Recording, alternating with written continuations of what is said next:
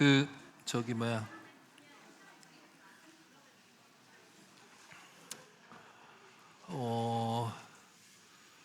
뭐 제가 언제 다시 올지 모르지만 한 번만 더 얘기 드리지만은 모르겠어요. 뭐 다들 시간 괜찮으시면은 교회에서도 다음에 제가 이제 얘기 드린 거는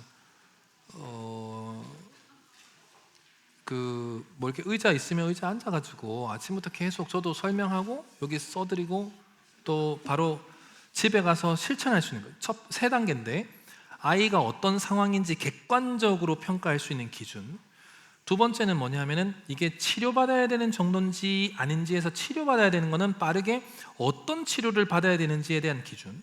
세 번째는 치료도 중요하지만 집에서 부모가 어떻게 해야 되는지, 그리고 얘가 지금 어떤 상태에 있는지를 부모도 알고 요거를 집에서 적용해야 된다는 거. 요 세 개를 얘기를 이렇게 많이 나눠야 돼 사실은. 그래서 제가 볼 때는 아침 한 밥 먹고 와서 8시나 뭐 9시에 시작한다 해도 점심 각자 본인들이 이제 좀 먹을 수 있는 거 주전부리 할 거 가지고 와서 8시, 4시간 뒤에 보면 5시, 6시 6시에는 뭐 밥은 좀 먹어야 될 것 같고, 그리고 한 8시, 9시 그 정도 한번 해보는 게 어떤가 싶어요. 근데 이 정도로 많이 안 오면은 그냥 안 하는 게 낫지만, 기본적으로 이제 여기는 이제 교사분들은 또 오셨으니까 그거는 다행인 거고, 이제 부모님들이 그런 부분을 한번 꽉 뚫어야 되지 않을까라는 생각하고 이제 그런 것 같아요.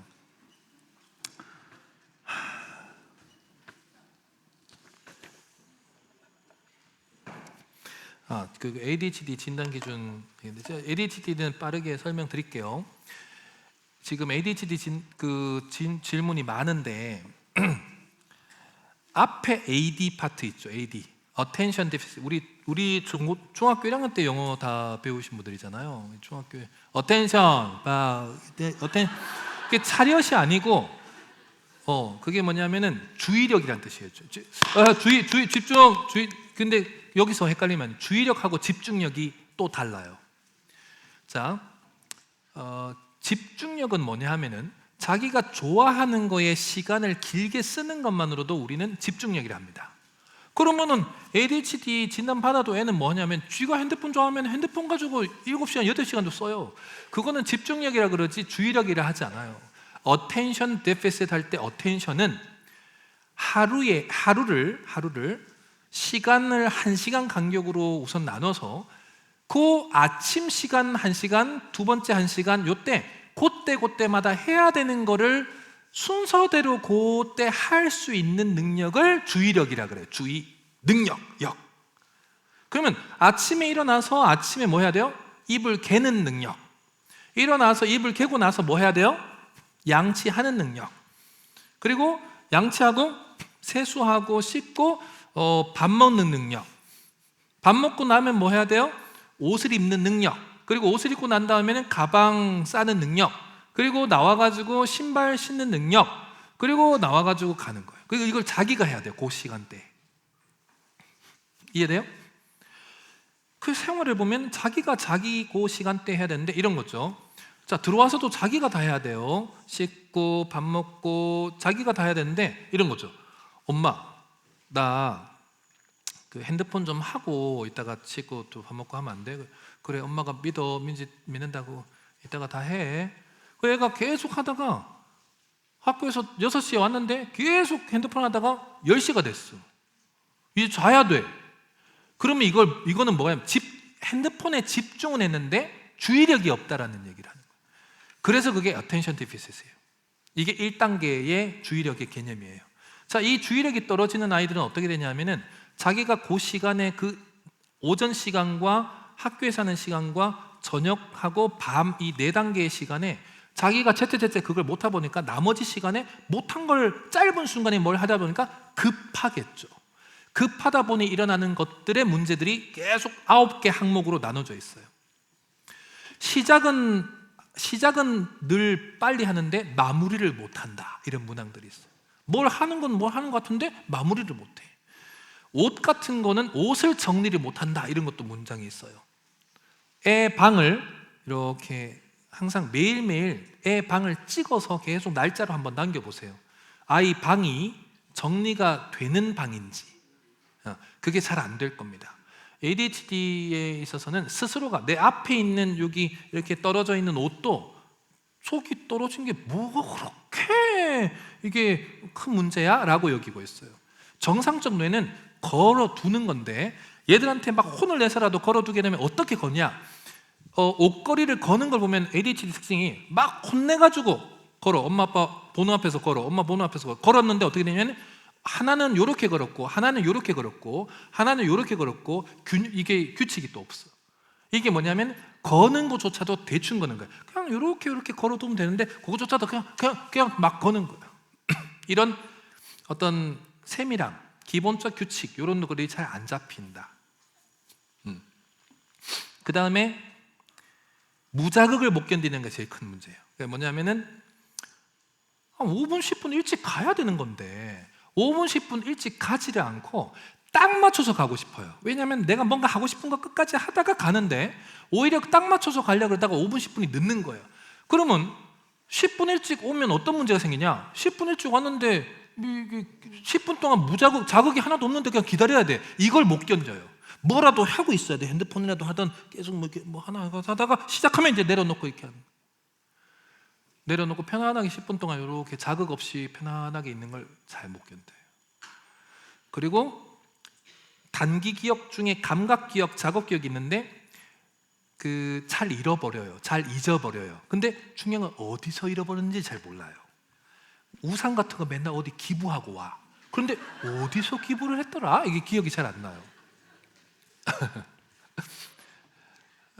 그리고 체계성 있게 뭔가가 이렇게 분류해서 뭔가를 작업을 하거나 이렇게 학습을 하거나 이게 잘 안 돼요. AD, Attention Deficit Part예요. 요거만 있는 애들이 있어요. ADHD 중에 AD만 있는 애들은 ADD 진단을 받고, 요거는 조용한 ADHD라고 그래요. 조용한 ADHD는 딸들이 많습니다. 왜? 얘들은 공격성도 없고 돌아다니는 것도 없고, 그런데 공부만 좀 안 되는 애들이 있어요. 공부가 우선 1차적으로 안 되는데 나중에 보면은 이렇게 방 정리 안 되고 청소 안 하고 핸드폰만 많이 하고 이렇게 뭐 시작하는 것 같은데 마무리는 아예 안 하고 또 시작도 좀 안 하고, 이런 애들 잘 보시면은 이제 조용한 ADHD가 있습니다. 근데 놀랍게도 ADD만 진단받아도 이제 중추신경 자극제랑 중추신경 비자극제 딱 두 개가 있습니다. 중추신경 자극제는 그날 먹으면 그날 하루 종일 효과가 있어요. 근데 거기 메틸페니데이트라는 계열의 약들인데 몰라도 돼요. 콘서타나 메디키넷이나 페니드 같은 약들이 있어요. 그 약, 만약에 우리나라의 콘서타를 미국 얀센이라는 곳에서 이제 약을 만드는데 작년 9월 달에 그 콘서타 약이 품귀 현상이 있었어요. 왜? 중국이 갑자기 그걸 이제 콘서타를 얀센에서 이걸 이제 자기들이 납품받는 어떤 상황이 있었는데 얀센 이거 녹화가 되니까 좀 그렇나? 어쨌든 그런 일이 있었다. 그래서 전국에 메디키넷을 많이 처방하는 어떤 부분이 있었었고, 아무튼 근데 콘서트는 12시간이 가요. 그러니까 아침에 8시 전에 먹으면 하루 종일 괜찮은 거예요. 그리고 메디키넷은 8시간 가요. 그리고 보조제로 많이 쓰는 게 페니드라는 게 있어요. 4시간 가는 거. 그러면 이거 어떻게 써야 되냐? 12시간 가는 거를 아침에 먹었어요. 그러면 저녁 한 7시, 8시 되면 이게 약효가 떨어지겠죠. 이때 갑자기 차분하던 애가 갑자기 집중하던 애가 집중을 안 하거나 돌아다니기 시작하면 엄마! 갑자기 이렇게 하면 이게 페니드를 4시간 가나 한 번 더 먹으면 돼요. 그럼 엄마! 하다 먹으면 엄마! 이렇게. 그런데 이게 어릴 때부터 이 약을 먹이라고 하는 가장 근본적인 이유는 발달 중에 이 약을 잘 먹어서 이게 내가 차분하게 발달을 할 때 계속 이걸 영향을 받으면 실제 뇌 발달이 그때 안정적으로 그 시기에 정착이 돼요. 그래서 중요한 거예요. 그래서 발달 때 정말 빨리빨리 대처를 하고 빨리빨리 먹으라는 얘기예요. 자, 뒤에 이제 HD, AD는 지금 했어요. 뒤에 H 파트를 죄송해요. 제가 공기가 지금 잠깐. 자, 뒤에 HD 할 때 H가 뭐냐 하면은 하이퍼 액티비티. 다 써야 되나 이게? 하이퍼라는 말이 크다는 뜻이에요. 하이퍼라는 말은 작다는 뜻이에요. 그래서 읽을 때도 이거는 하이퍼 이렇게 읽어야 되고, 하이퍼 이렇게 읽어야 되는 거예요. 읽을 때도. 알겠어요? 액티비티. 이게 액티비티는 활동이라는 뜻이죠. 그러니까 이게 과잉 활동, 과잉 행동이라는 뜻이에요. HD 할 때 요 H예요. 근데 AD는 아까 attention deficit이라고 설명했는데 이 H 다음에 바로 D죠. AD, HD 중에 뭐가 하나 빠졌어요. ADHID 해야 되는데 이게 빠졌어요. 이게 뭐냐면 충동성이에요. impulsing. impulsing의 I가 사실은 빠져 있어요. 이게 3개 지문 검사가 있고 이게 6개예요. 이렇게 해서 총 9개, AD 9개 진단. 이렇게 해가지고 진단 기준에서 얘가 맞는지 안 맞는지 보는 건데, 이 과잉 행동하고 충동성을 합쳐서 9개는 가장 근본적인 건 뭐냐면은 모터가 달린 듯 돌아다닌다. 그러니까 7세나 6세나 초 1, 2나 계속 좀 자주 돌아다니는 애들, 계속 돌아다니는, 계속 너무 심하게. 근데 이게 뭐냐면 이것도 조절력을 말해요. 다들 가만히 있을 때는 가만히 있는지, 아니 이때도 계속 들썩들썩 하는 거예요. 계속 이렇게 들썩들썩 해요. 움직이고 싶어서 계속. 자, 그러면 앉아 있을 때 저희는 가만히 있는데요. 근데 왜 ADHD 받았어요? 가만히 있을 때 얘를 가만히 두면 어떻게 되냐? 손을 움직이기 시작해요. 계속 뭘 만져요. 계속 손을 계속. 잘 보셔야 돼요. 손. 운동신경들인데, 운동신경들이 도파민이 떨어지면, 도파민이 정상이면 손과 발을 움직이지 않습니다. 근데 이게 결핍이다 보니까 손과 발을 계속 움직이게 되죠. 그럼 이것도 안 움직일 때 어떻게 하냐? 눈을 이렇게 계속 봅니다. 이렇게 눈을 이렇게, 이때 여기 봤다가 저기 봤다가, 응시를 이렇게 편안하게 이렇게 안 해요. 자, 이렇게 이제 운동신경 파트가 이렇게 움직이는 거를 말하는 거예요. 하이퍼 액티비티는. 그래서 그럼 이걸 하다가 충동으로 넘어가는 건 뭐냐면 줄을 못 서요. 줄을 서 있는데 내가 끼어드는 거예요. 기다리지를 못해요. 끼어들어요. 두 번째, 말을 끼어들어요. 지가 말할 때는 말을 하는데 이제 엄마가 말하려고 그러면 안 들어요. 또 듣다 보니까 좀 느낌 와요? 그래서 기다리지 못해요. 요 기준들을 가지고 이제 좀 파악을 하셔야 돼요. 요 기준을 가지고 지금 다 얘기도 안 했어요. 이걸 가지고 기본적으로 파악을 하셔야 된다.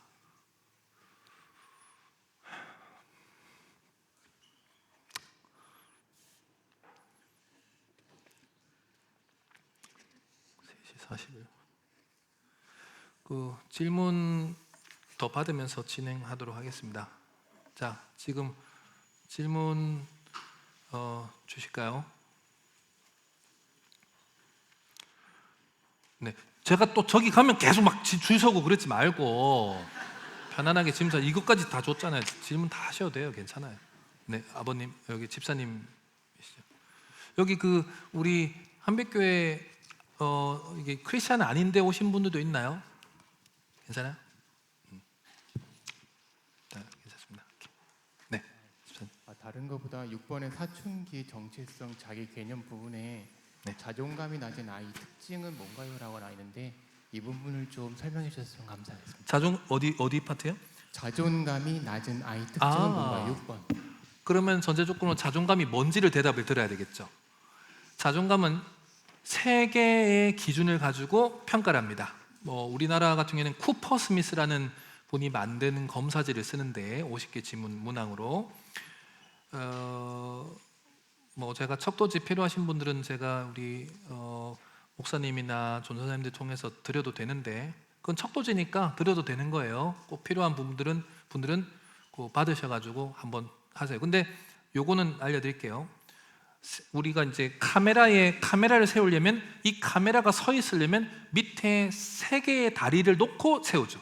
그런 것처럼 자존감을 얘기를 하려면 밑에 3개 다리가 있어야 자존감이다 할 수 있어요. 그 3개가 뭐냐? 우리 애들 잘 키울 때 요 3개를 키우는 거예요. 첫 번째, 자기 효능감을 첫 번째 다리라 그래요. 두 번째, 자기 조절감이라 그래요. 세 번째, 자기 안녕감이라 그래요. 자, 자기 효능감, 자기 조절감, 자기 안녕감, 이름은 뭔가가 복잡한 것처럼 보이지만 우리 뇌를 앞 시간에 배웠죠. 뇌간, 변형계, 대뇌피질 1층, 2층, 3층 행동, 감정, 생각 배웠죠. 그럼 그거를 대입하시면 돼요. 자기 효능감은 생각의 목표를 잡는 능력이에요. 생각으로 나는 여기까지 내가 목표를 잡아서 해낼 수 있을 것 같아 라는 감각이에요. 기초적 개념은. 자기 조절감은 뭐냐면 2층 변형계에서 나는 이런 불편한 감정이나 이런 좀 짜증나는 감정일 때 나는 조절력을 어느 정도 내가 갖는지에 내가 갖고 있는 능력치를 말해요. 세 번째는 자기 안정감은 뭐냐면은 신체적인 안정감이에요. 나는 평상시에 몸에 아픈 게 없고 뭐 너는 운동도 하고 있고 나는 아침에 일어나고 저녁에 잘 때까지도 몸에 문제 없고 내가 좋아하는 운동이 있고 이런 거예요. 우리 안녕하세요 이 말은 아침 식사도 잘하고 잘 자고 몸도 튼튼하다고 느끼시는가요? 안녕하세요 이 뜻이에요. 그래서 아이들은 이 3개 중에 산발이 중에 하나라도 갑자기 문제가 생기면 자존감이 와르르 무너진다고 느낍니다. 아이들은. 그 중에 제일 센 아이들, 어렸을 때 다리는 자기 안정감이에요. 몸이 갑작스럽게 어디가 아프면 다 떨어진다고 이제 생각하죠. 그래서 아이들은 어렸을 때 대근육 발달, 소근육 발달을 되게 중요하게 여기는 이유가 바로 자기 안정감 신경 때문에 그래요.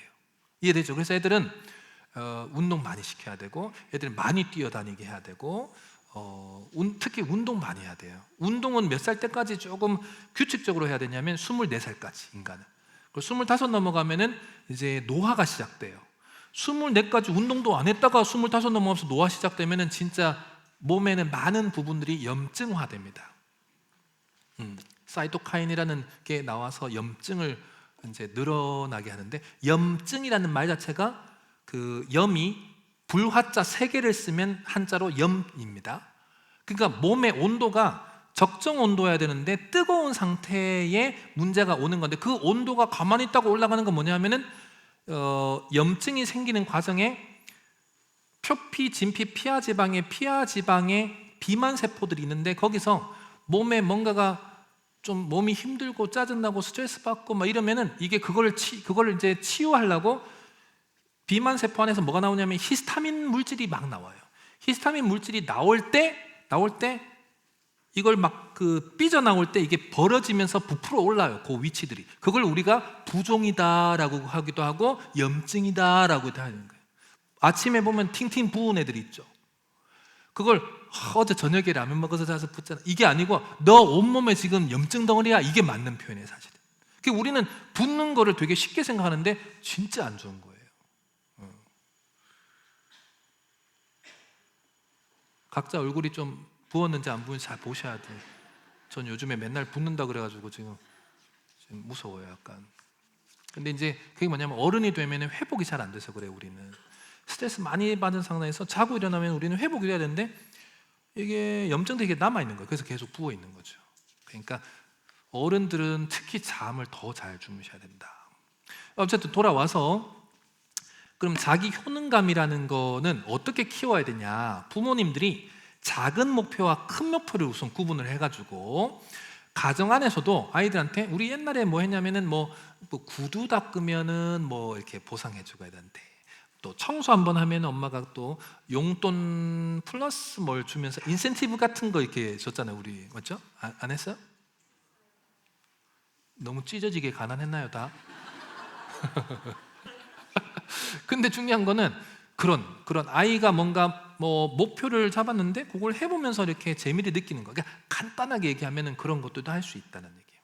그리고 보통은 이제 방학 동안에 목표를 잡은 것들을 방학 끝나서 엄마 아빠가 너무 잘했다, 이것도 해냈어, 이런 작은 것부터 이렇게 단위가 한 3개월이나 뭐 2개월이나 이런 개월수마다 뭔가가 한번 이렇게 목표를 이뤘다라는 어떤 상황을 연출해 가지고 아이한테 잘했네 이런 것들을 계속 해주는 게 되게 중요한 거예요. 실제로 삶은 삶의 마디가 있는데 마디마다 내가 뭔가가 이루는 것에 대해서 세레머니가 있을 때 사람은 자기 효능감이 높아집니다. 그래서 교회 안에서도 단계마다 우리는 항상 결산이라는 걸 하죠. 그거 되게 중요한 거예요. 되게 중요한 거예요. 그러니까 그런 작은 목표부터 큰 목표를 세워서 아이가 스스로 와, 나 해낼 수 있네, 이룰 수 있네, 이런 것들을 많이 맛볼수록 이거 말고도 삶에서 자기가 큰 목표를 세워서 할 수 있겠다는 감각이 찰 때 자기 효능감이 이제 스펙트럼이 늘어나는 거예요. 이해되죠? 두 번째, 자기 조절감은 뭐냐 하면은 감정 통제하는 거예요. 감정 통제를 할 때는 1차적으로는 부모가 보여줘야 되고, 그리고 우리나라 애들 같은 경우에는 1등만 옛날에 많이 했을 때 그 올림픽 보면은 2등 은메달 딴 사람들이 고개 숙이고 우는 거 보셨나요? 우리나라는 자존감 중에 자기 조절감이 다 떨어져 있어가지고 2등 했는데 이걸 벗고 울면서 인터뷰하면서 죽을 죄를 졌습니다. 이거 보셨어요? 죄송합니다. 그러니까 그 외국 그 인터뷰하는 기자들이 너무 어이가 없는 거예요. 세계에서 2등 했는데 왜 울고, 세계에서 2등 했는데 왜 미안하다 그러고, 다른 나라 사람들이 이해가 안 됐었어요. 근데 우리나라에서 모든 국민의 자존감을 낮춰놓은 게 뭐냐면 자기 조절감이에요. 2등도 못한 거라는 거를, 감정을 눌러버린 거죠. 다시 말씀드리고, 우리는 너무 아이들 볼 때 빡빡해요. 괜찮아 라는 거를 많이 가르쳐줘야 되고, 마음 아픈 얘기도 해야 되나요? 우리나라 거 말고 해야지. 그 캐나다의 요 한 아버지 사례인데, 이 아버지가 자존감이 떨어지다 보니까 통제가, 조절력이 없는 사람이 있어요. 이게 자기 조절감이 떨어지면 폭발을 합니다. 이 아버지는 이제 고아원에서 자랐어요. 뭐 지금 우리 고아원을 보육원이라 하죠. 보육원에 큰 애들이 다 문제가 있는 게 아닌데 그런 특성 부분들이 있겠죠. 그게 뭐냐면은 자기 집이 없다 보니까 욕구가 크게 세계가 좀 높다고 해요. 그게 뭐냐면 자기 집이 없었다 보니까, 그 공동 생활을 하다 보니까 어른이 되면 빨리 돈 벌어서 집을 사야지, 이거. 두 번째, 가족이 없다 보니까 그러니까 친구고 다 가족, 엄마라고 사회복지사 선생님들, 우리 담당 선생님들이 엄마라고 부르는 것도 많지만 중요한 거는 빨리 결혼해야지, 가정을 이뤄야지, 이것도 욕구가 조금 높다 하고, 세 번째는 다 기부받아서 쓰는 물건이니까 내가 갖고 있는, 남자들 같은 경우에는 좋은 차를 사야지, 이런 소유욕, 자기 대상의 소유욕이 큰 거를 얘기를 해요.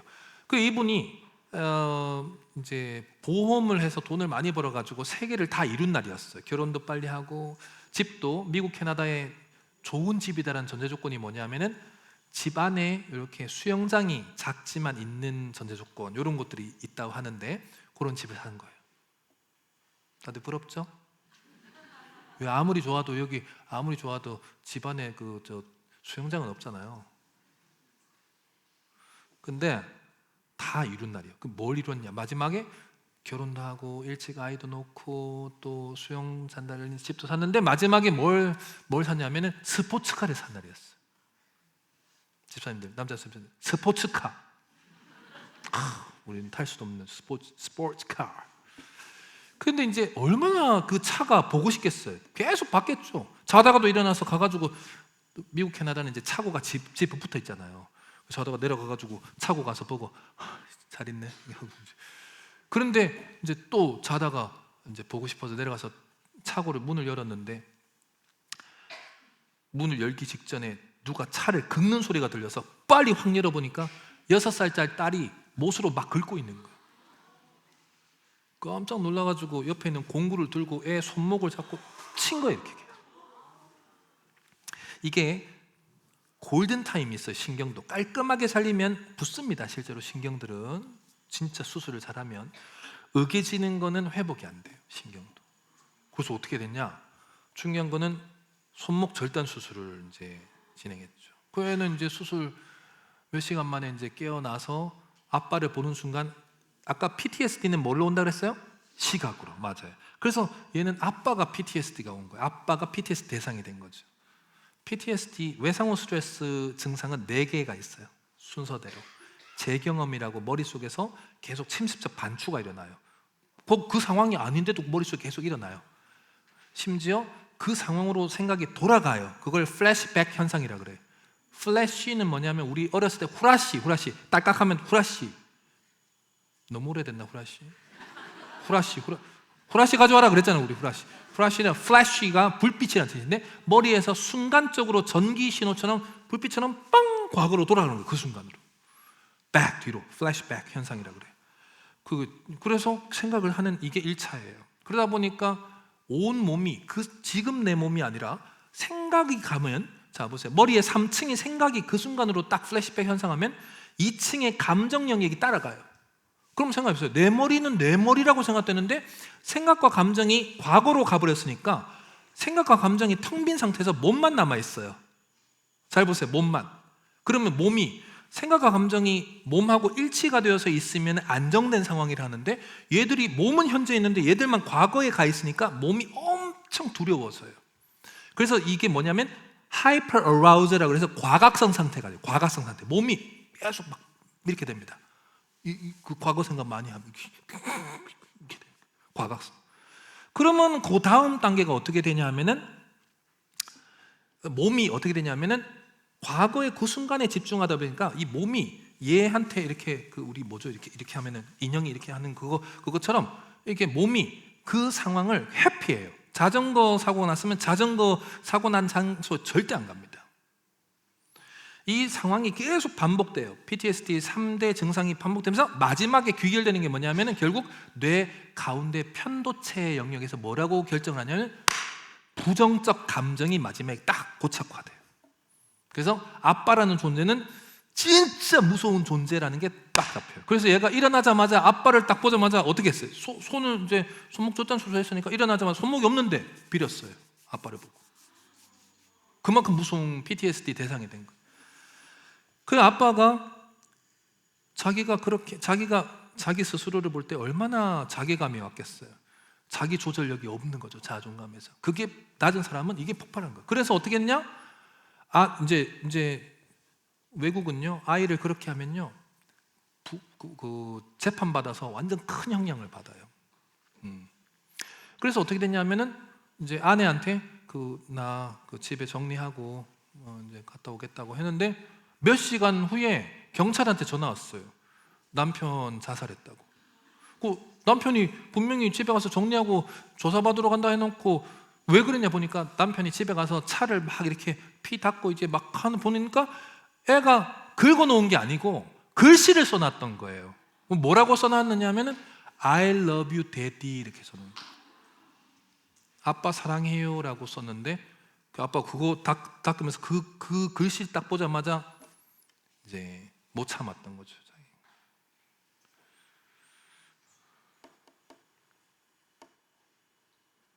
아시겠어요? 그래서 아이들 감정 통제도 엄마 아빠 중에 한 사람을 꼭 찾게 되는 게 그런 거예요. 그래서 먼저 부모부터 바뀌어야 되는 게 그거예요. 애들한테는 분노 폭발할 수 있는 대상이 아니라는 걸 인식해야 돼요. 엄마 아빠가 어른이라고 아빠라고 엄마라고 내가 폭발한다, 그건 정말 잘못된 거예요. 하나님은 구약에서는 폭발하셨어요. 그런데 신약 와가지고는 폭발하지 않는 상태, 성령으로 와버렸잖아요. 그 보여주신 거예요. 그렇게 하지 말라고. 지금은 정말 처절하게 느끼셔야 돼요. 애들한테는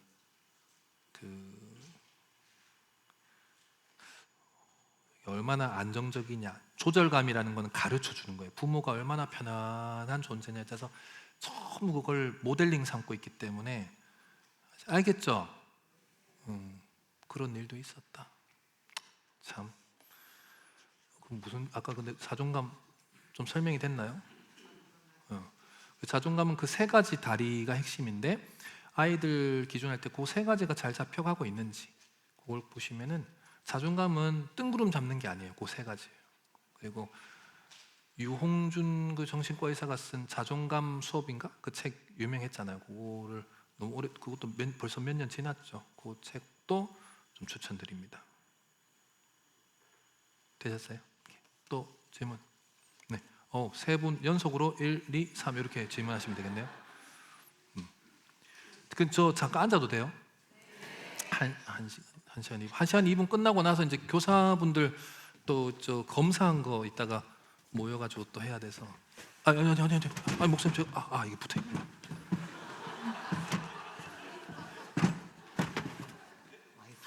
아예 붙여놨네. 네, 서서 하죠. 뭐 서서. 아니, 서서. 뭐라고? 앞에 요걸로 목사님 이걸로 갈게. 네, 감사합니다. 질문하시면 되겠습니다. 네. 다름이 아니라요. 네. 초등학교 6학년 여자아이인데 초등학교 1학년 때부터 손톱을 뜯어서 제가 그때부터 한 번도 손톱을 깎아준 적이 없어요. 그래서 쓴 약도 뭐 매니큐어 같은 거 바를 때도 그 순간이고, 근데 지금 초등학교 6학년인데 그걸 어떻게 고쳐야 될지 모르겠고. 그러니까 이게 이제 우리는 손톱 물어 뜯고 피부는 또 상하고 그러니까 피부과를 자꾸 데려가요. 근데 피부과에서 갑자기 정신과적 질환이 이어들으면은 미쳤어요? 이렇게 듣고. 근데 피부 뜯는 거는 피부과 질환이 아니고 오는 2012년 그러니까 2013년도 전까지의 진단 기준은 불안 장애였는데 그게 2013년도 DSM-5 넘으면서 피부를 뜯고 손톱 물어 뜯고 입술 뜯고 하는 뜯기 장애 트리코틸로매니아라는 엑스코레이션이라는 이 진단 기준은 그 강박 장애 4번으로 이제 있습니다. 오랫동안 있었어요. 수십 년 동안. 그러니까 요거는 도파민 결핍에 의해서 옵니다. 아니 아까 ADHD도 도파민 했잖아요. 맞아요. ADHD와 강박과 틱 세 개는 동일한 질환입니다. 그래서 요 세 개가 다 있는 친구가 80%예요. 그만큼 많아요. 근데 개별 하나로 갖고 있는 친구도 많아요. 하지만 세 개가 다 있는 애들도 많다. 그래서 우선은 요 뜯는 것만 있다. ADHD 하나도 없다 우리 애는. 그리고 틱도 한 번도 안 했다 얘는. 그러면 실제로 강박 안에서 요 뜯는 것만 가가지고 이제 진료를 보면은 세로토닌제, SSRI 계열 약들 세로토닌제를 먹으면요 놀랍게도 10번 뜯을 거 한 번으로 우선 줍니다. 그거 주는 것만으로도 덜 하게 되고 안 하게 되는 게 되게 중요한 거예요. 그러니까 스스로도 계속 처음에는 이게 다른 애들보다 예민하고 불안한 부분이 어렸을 때 좀 있다가 뜯기 시작하다가 어느 정도 시간이 지나고 뜯는 횟수가 늘어나다 보면 나이도 들고 1, 2년 지나면서 계속 뜯을 때는 이거는 반자동적으로 그냥 뜯는 거지 그때는 무슨 이유가 있어서 뜯지는 또 않아요. 그래서 그것조차도 막아주기 위해서는 SSRI 계열의 즉 SSRI가 Selective Serotonin Reuptake Inhibitor라 그래가지고 세로토닌 재흡수 억제제예요. 선택적 세로토닌 재흡수 억제제인데 요거를 먹으면 세로토닌이 늘어나요. 그러니까 도파민을 늘리는 게 아니라 세로토닌을 늘리면은 오히려 안 뜯게 되는 거예요. 도파민을 주는 게 아니라 오히려. 그래서 이것도 꼭 1차적으로 생리적으로는 그게 제일 중요하다. 자, 두 번째 심리적으로는 뭘 하냐면은 잘 보세요. 틱을 하는 애한테 이거 하지 마 이렇게 하면 더 집착합니다. 왜냐하면 인간은 시각적으로 감각을 받는다고 아까 얘기했잖아요. 그러니까 이게 하지 마 하면 더 해요. 그럼 어떻게 하냐면은 틱하는 부모님들한테 교육이 이렇게만 딱 정해져 있어요. 아이한테 무관심을 두라. 아이한테 시각적으로 외면하라 이렇게 돼 있어요. 그러니까 이렇게 하는 걸 보는 순간 하지 마라고 하게 돼 있는데 내가 그걸 시각적으로 외면하거나 애한테 무관심을 두면은 하는지 안 하는지 내가 감각이 안 들어오니까 말하지도 않아요. 그러면서 애는 그런 기간을 지나가요. 1차적으로. 그런 것처럼 막 뜯는 거에 있어서 약을 먹으면서도 두 번째 뭐냐면 골무 같은 거 껴요. 옛날에는 골무를 꼈었어요. 그 다음에 장갑을 끼기도 하고. 왜냐면은 골무를 끼고 답답하고 장갑을 꼈지만 그 옛날 뭐죠 그 웨딩 장갑인가 이런 거 숨구멍에 이런 거 부드러운 거 애착 이런 물건처럼 부드럽고 이런 거를 끼고 있으면은 어쨌든 이거 물진 못하잖아요. 맞죠? 그러니까 그런 피부 감각으로 이미 감싼 상태에서 지내게 합니다. 실제로는. 방학 동안 기간을 주거나 이럴 때 주말에 그러면 애는 이제 답답하지만 학원 갈 때는 어떻게 해요? 근데 그때는 골무만 딱 껴가지고 이제 공부하는 척하는 거죠. 이렇게 공부하는 척. 그러면서 계속 그거를 못하게 하는 거죠. 그 손가락만. 그래서 그렇게 끼고 관심을 애는 두지 않고 스스로가 그거를 이겨낼 수 있게끔 하는 게 중요하다. 그거는 명확한 그 진단 기준 안에 있는 거니까 불편해하면 안 돼요. 그래서 그 예전에 저한테 어떤 분도 그랬었어요. 피부과 가가지고 그 정신과적 질환이라고 요거 들어가지고 너무 기분이 상했다 그래서 제가 저걸 다 또 설명해 준 적이 있었어요. 그분이 이제 설명 듣다가 너무 많은 오랫동안 설명 드리니까 알았어요 이렇게 하더라고요. 저는 한 번 질문하면 한 4-5시간을 하나의 질문에 설명하고 싶은데 그러면 이제 또 대답으로 좀 아플 수가 있으니까 그런 건 조절하려고 노력을 하죠. 자, 그다음 또 질문하신 네, 집사님. 네. 제가 23살 아들 하나, 그다음에 21살 아들 하나, 11살짜리 아들, 아들 삼형제가 아들만 있는데, 셋이고 23, 22, 네, 11살. 네. 그 제가 30년 가까이 이제 직업군인으로 살았거든요. 아, 직업군인이시구나. 큰 아이가 초등학교만 4번을 다녔어요. 4개 학교를.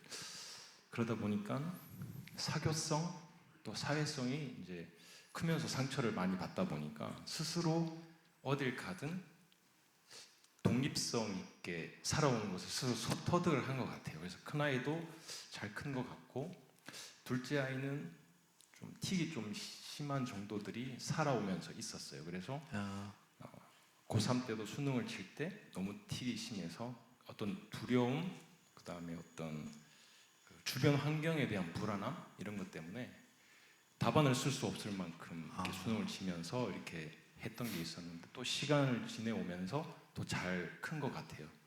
근데 이제 막내를 보면 제가 사회적인 위치와 경제적인 어떤 그런 부분들 속에서 엄마 아빠의 사랑, 형들의 사랑을 받다 보니까 안정적으로 큰 것 같아요. 그러니까 제가 질문드리고 싶은 것은 첫째와 둘째가 이제 독립할 때가 됐거든요.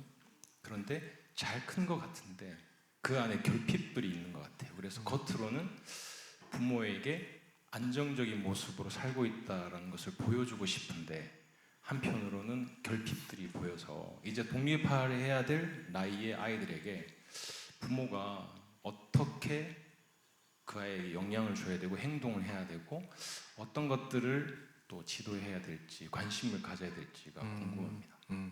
첫째는 지금 그냥 뇌로만 봤을 때는 한 1년 정도 남은 것 같고 1-2년. 둘째도 한 3-4년밖에 안 남았고, 셋째야 이제 지금 많은 영향을 줄 수 있습니다. 언어적으로도 줄 수 있고 생활적으로 줄 수 있습니다. 근데 첫째, 둘째만 딱 본다면 그 짧은 기간 안에 아이들하고 1대1로 대화를 좀 그래도 나눠 보시면서 아이들이 내가 볼 때는 잘 큰 것처럼 보이지만 어떤 부분에 아직도 어렸을 때 어떤 심리적 갈등 부분이 아직도 지금 남아 있는지를 한번 대화 속에서 찾아보는 게 좋겠고, 그게 있다면은 아빠로서 내가 해줄 수 있는 얘기를 몇 년, 1-2년밖에 안 남은 그 시간에 그래도 아빠가 생각하는 삶의 기준이나 어떤 삶의 방향이나 이런 걸 좀 전달해주고 떠나보는 게 좋다. 그리고 24살 다시 넘을 때는 제일 좋은 방법은 이제는 나가라고 하고, 그리고 신체적 독립을 하는 게 사실은 성장을 이끌어내는 부모의 가장 큰 배려입니다. 그래서 요걸 점검해 보세요. 이사를 많이 다닌 아이들이 왜 이제 겉으로는 멀쩡한데 실제 가까운 친구, 아까 얘기했지만 클래스메이트나 이런 그 회사의 컴퍼니메이트는 괜찮은데 이 프렌드를 갖기가 조금 어려울 수 있는데, 그 부분을 한번 점검해 보시면은 얘들이 왜 어렵냐 보시면은, 사람 변형계, 저 감정을 다루는 뇌 2층은 어떤 문제가 있냐면은 어리면 어릴수록 변형계가 빨리 상대방을 향해서 붙입니다. 그 말은 뭐냐면 애기들 한번 보시면은 오늘 처음 키즈 카페에서 가서 만났는데 얘들 엄청 빨리 친해져요. 그럼 엄마 아빠가 이제 가야 돼 그러면 하고 버텨요. 그럼 너 이 친구 집에 갈 거야? 이런다고. 너무 어이가 없지만 그게 뭐냐면은 어리면 어릴수록 감정을 2층 감정을 제일 빨리 씁니다. 많이 쓰고. 자, 그런데 이제 이사를 다니다 보면 어떤 문제가 있냐면은 어떤 지역에서 친구하고 엄청 친해졌는데 아빠의 직업상 이사 가면서 이 붙어 있는 감정, 진짜 친한 친구라고 여기 있는 이 친구들하고 헤어지면서 이걸 뜯는 아픔이 있습니다. 여러분 잘 생각해보세요. 오늘 여기 이제 한빛교회 여기까지 잘 지냈는데 갑작스럽게 내일부터 다른 지역 가서 이제 가야 돼요. 여기 관계 다 깨고 그럼 여러분, 우리 어른도 새로운 관계를 만든다는 건 되게 어렵죠. 그러면 그래도 새로운 관계에 간다라는 것만으로도 좀 새로움도 있으니까 그래도 거기서 친해지려고 노력은 하지만, 안타깝지만 이걸 2번 이상 겪는다고 생각해보세요. 자, 다른 데 가서도 거기서 친해져가지고 다시 아프지만 붙였어요. 근데 새로운 곳에 와서 다시 한 번 더 가야 된대, 다른 데. 그럼 여러분, 2번만 거쳐도 우리 뇌는 스키마가 형성돼요. 3번째 딱 도착한 순간 친한 친구, 옆에 친구들이 친구가 되어지는 과정에 있어서 야, 지우개 좀 빌려줘, 뭐 이런 작업이 있어요. 지우개 빌려달라는 얘기는 친구하자, 이런 표현이에요. 근데 얘 머릿속에 어떻게 돌아가냐, 내가 너랑 지금 여태까지 내가 2번 엄청 아팠는데 너랑 지우개 빌려달라서 지우개 빌려주는 순간 너랑 친구가 돼야 되는데 나는 또 아빠가 이사 가서 어떻게 될지 몰라. 그래서 나는 마음 안 아프고 싶어. 그래서 얘한테 어떻게 되냐면 그 과정을 다 건너뛰고 걔를 때려버려요. 친해지는 게 어려울 수 있어요. 그런데 지금 독립성을 갖추고 잘 살고 이런 부분이 아예 없는지, 아니면 그런 부분을 지금 이겨내면서 지금 독립성을 보이는 것처럼 보이는지, 아니면 겉으로만 괜찮고 속은 혹시 그 부분이 있는지, 요거를 점검을 해서 이제 아빠가 직업상 이런 문제가, 이런 부분 때문에 너가 그런 부분이 있었을 것 같은데 혹시 이런 부분이 있지만 그래도 이제 어렸을 때의 나랑 지금 23살이 된 나랑 전혀 다른 존재로서 지금의 나로서 온전하게 내가 나를 잘 인식한다면, 그렇다면 지금 나는 온전하게 친구들하고 새롭게 어른으로서 내가 잘 이렇게 관계를 맺어 나가는 경험을 온전하게 지금의 나로서 다시 형성해 나가면 좋겠다라는 얘기를 1대1로 얘기를 나누면서 그거를 전달하는 시간을 갖는 게 제일 잘 떠나보내기 직전에 나눌 수 있는 부모의 이제 배려겠죠. 그리고 이제 빨리 나가라라는 말을 이제 마지막에 해주셔야 됩니다. 정말 애들 키우느라고 수고하셨어요. 빨리 내보내셔야 됩니다.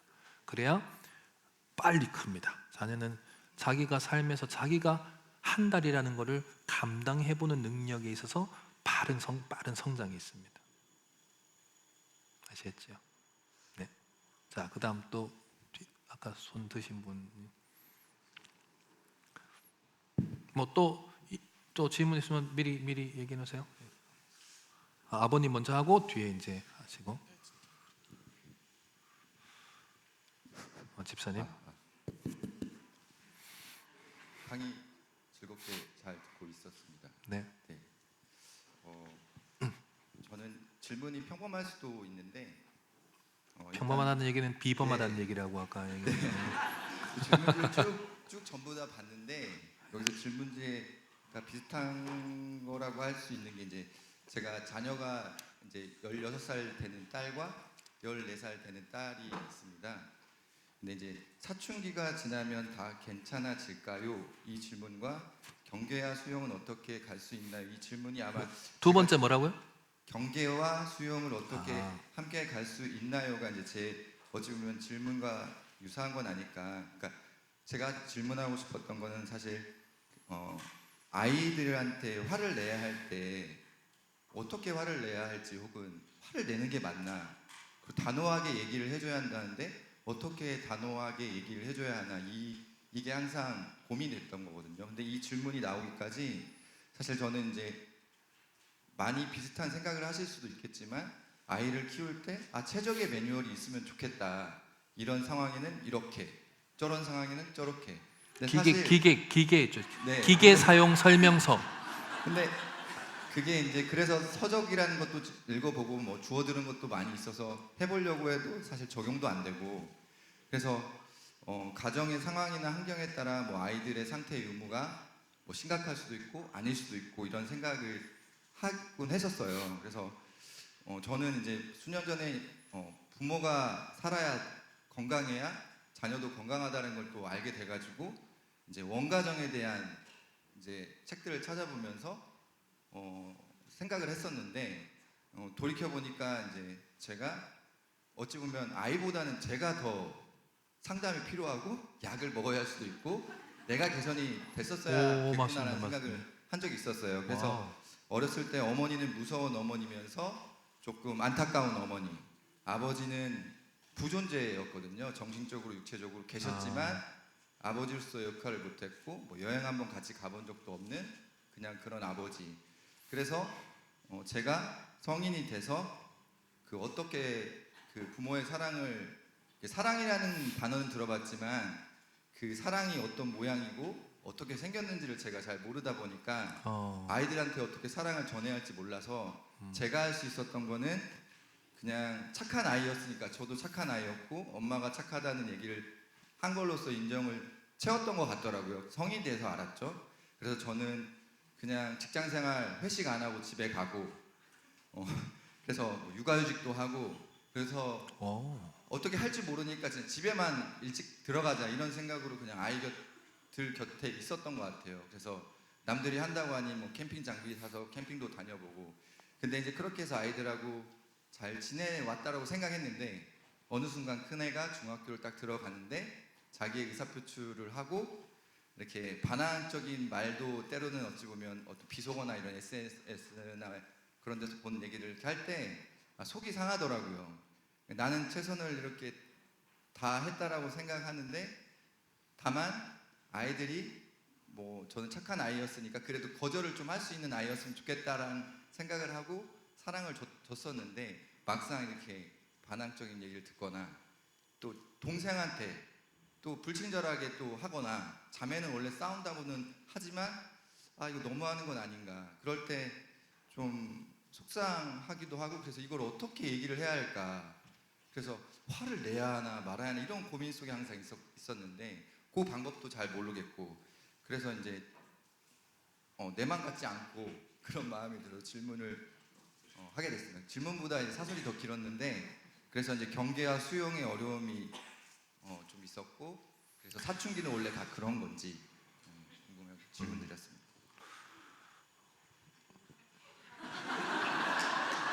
네 죄송합니다. 어쨌든 너무 길었습니다. 뭐 질문의 내용을 자세히 들여다보면 다음에 한 10시간에 대한 대답을 해야 되는 부분인지 않을까 하는데 줄여서 마지막에 이제 사춘기 파트만 제가 설명을 드릴게요.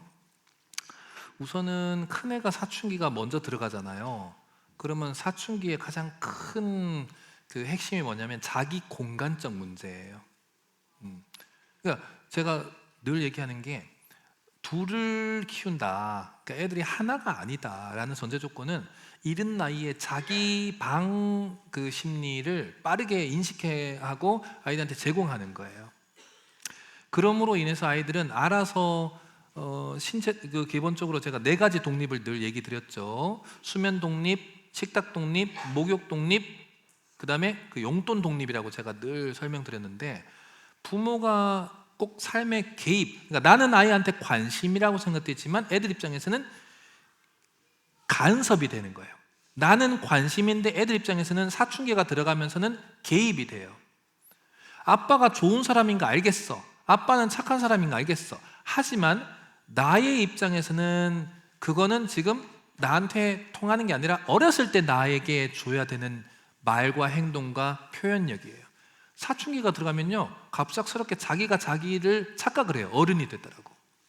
첫 번째, 얘는 어떻게 되냐면 사춘기 딱 들어가는 순간 가장 큰 1단계가 내 공간이고 2단계는 가장 익숙한 가족과의 관계는 최소화하고 가장 또래 관계가 높아야 되는 것들로 변경돼야 됩니다.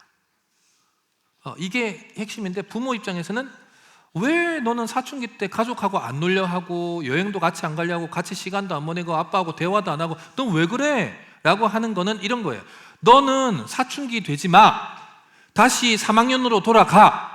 2학년 3학년 때처럼 아직 너는 내 앞에서는 애기로 다시 돌아가. 성장하지 마. 사춘기 보내지 마.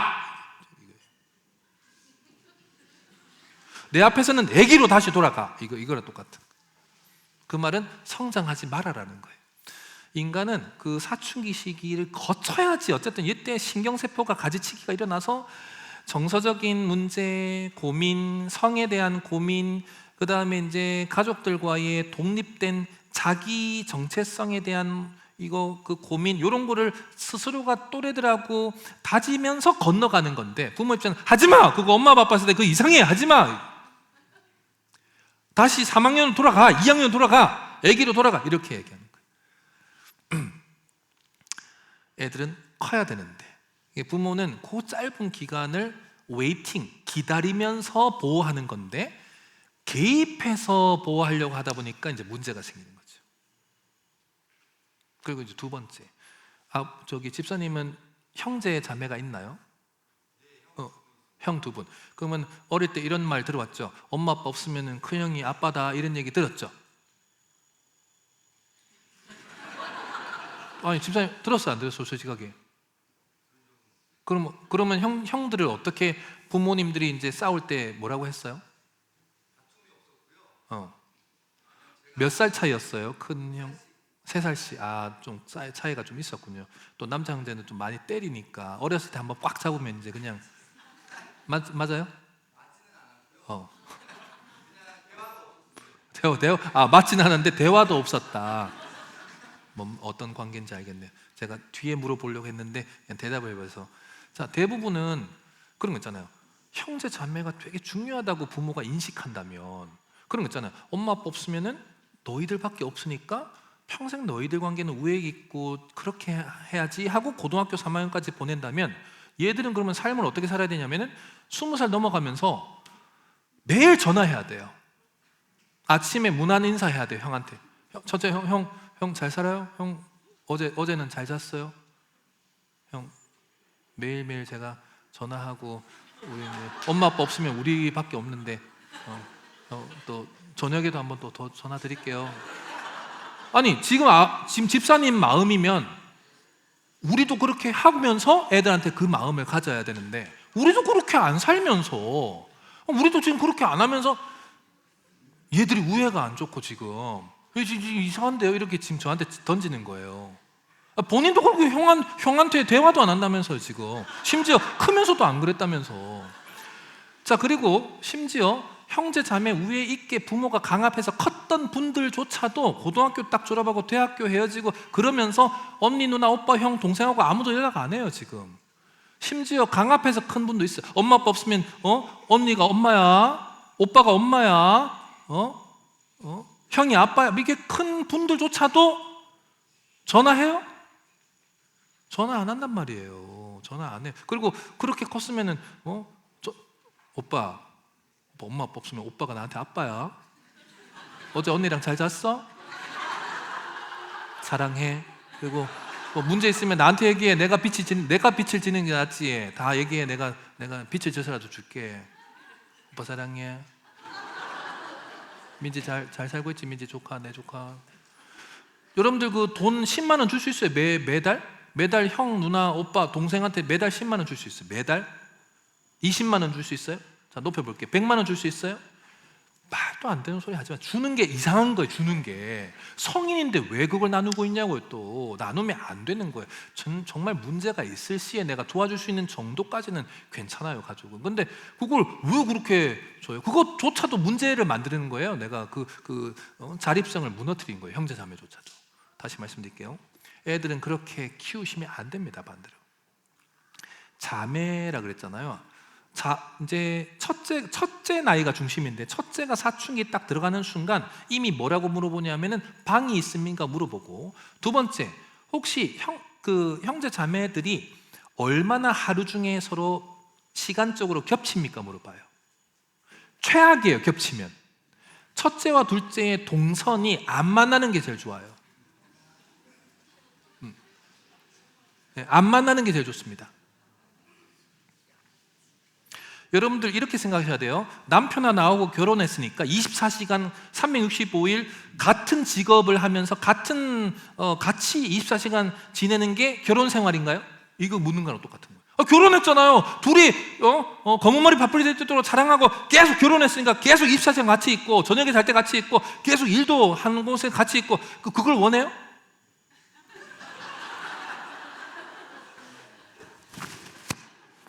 그러면 다 헤어져야 돼요. 그러면 집사님 개념을 바꾸셔야 돼요. 아이들은 하나님이 독립된 하나의 객체로서 아이들은 사춘기 첫째가 들어가면 둘째는 언니가 아무리 좋아도 첫째를 기준으로 해서 자기 방, 자기 시간, 자기의 표출되는 개념들을 인정해 줘야 돼요. 그래서 첫째는 다가가면 안 돼요. 심지어 또 딸이잖아요. 그러면은 초경을 딱 하는 순간 아빠하고 아무리 자라났더라도 이제 앉지를 못해요. 저는 어릴 때부터 등 눌러주는 거를 그렇게 하면서 제가 깨웠어요. 첫째도 고2야. 지금도 고2인데도 이제 주말에 와요. 얘는 기숙학교, 그 홍천에 있는 전인 기독학교라고 초등학교 5학년부터 기숙사 다녔어요. 첫째는. 둘째도 이제 다니다가 거기는 6학년 올라갈 때 캐나다에 1년 갔다 오는데 첫째는 코로나 때문에 안 갔어요. 잘 된 거예요, 저희 입장에서는. 둘째는 코로나가 지났는데도 가려고 했는데 이제 비싸요, 너무 비싸. 그래서 저희는 안 합니다 하면서 나온 케이스인데, 첫째는 주말에만 오는데도 저한테 아빠 불러요, 아침에. 그럼 왜? 그러면 눌러달라고. 그럼 이제 요구가 많아요. 끈 만지지 말고 이러면서 계속 되게 어려워 이렇게. 그러니까 오른쪽 그러면 오른쪽 이렇게.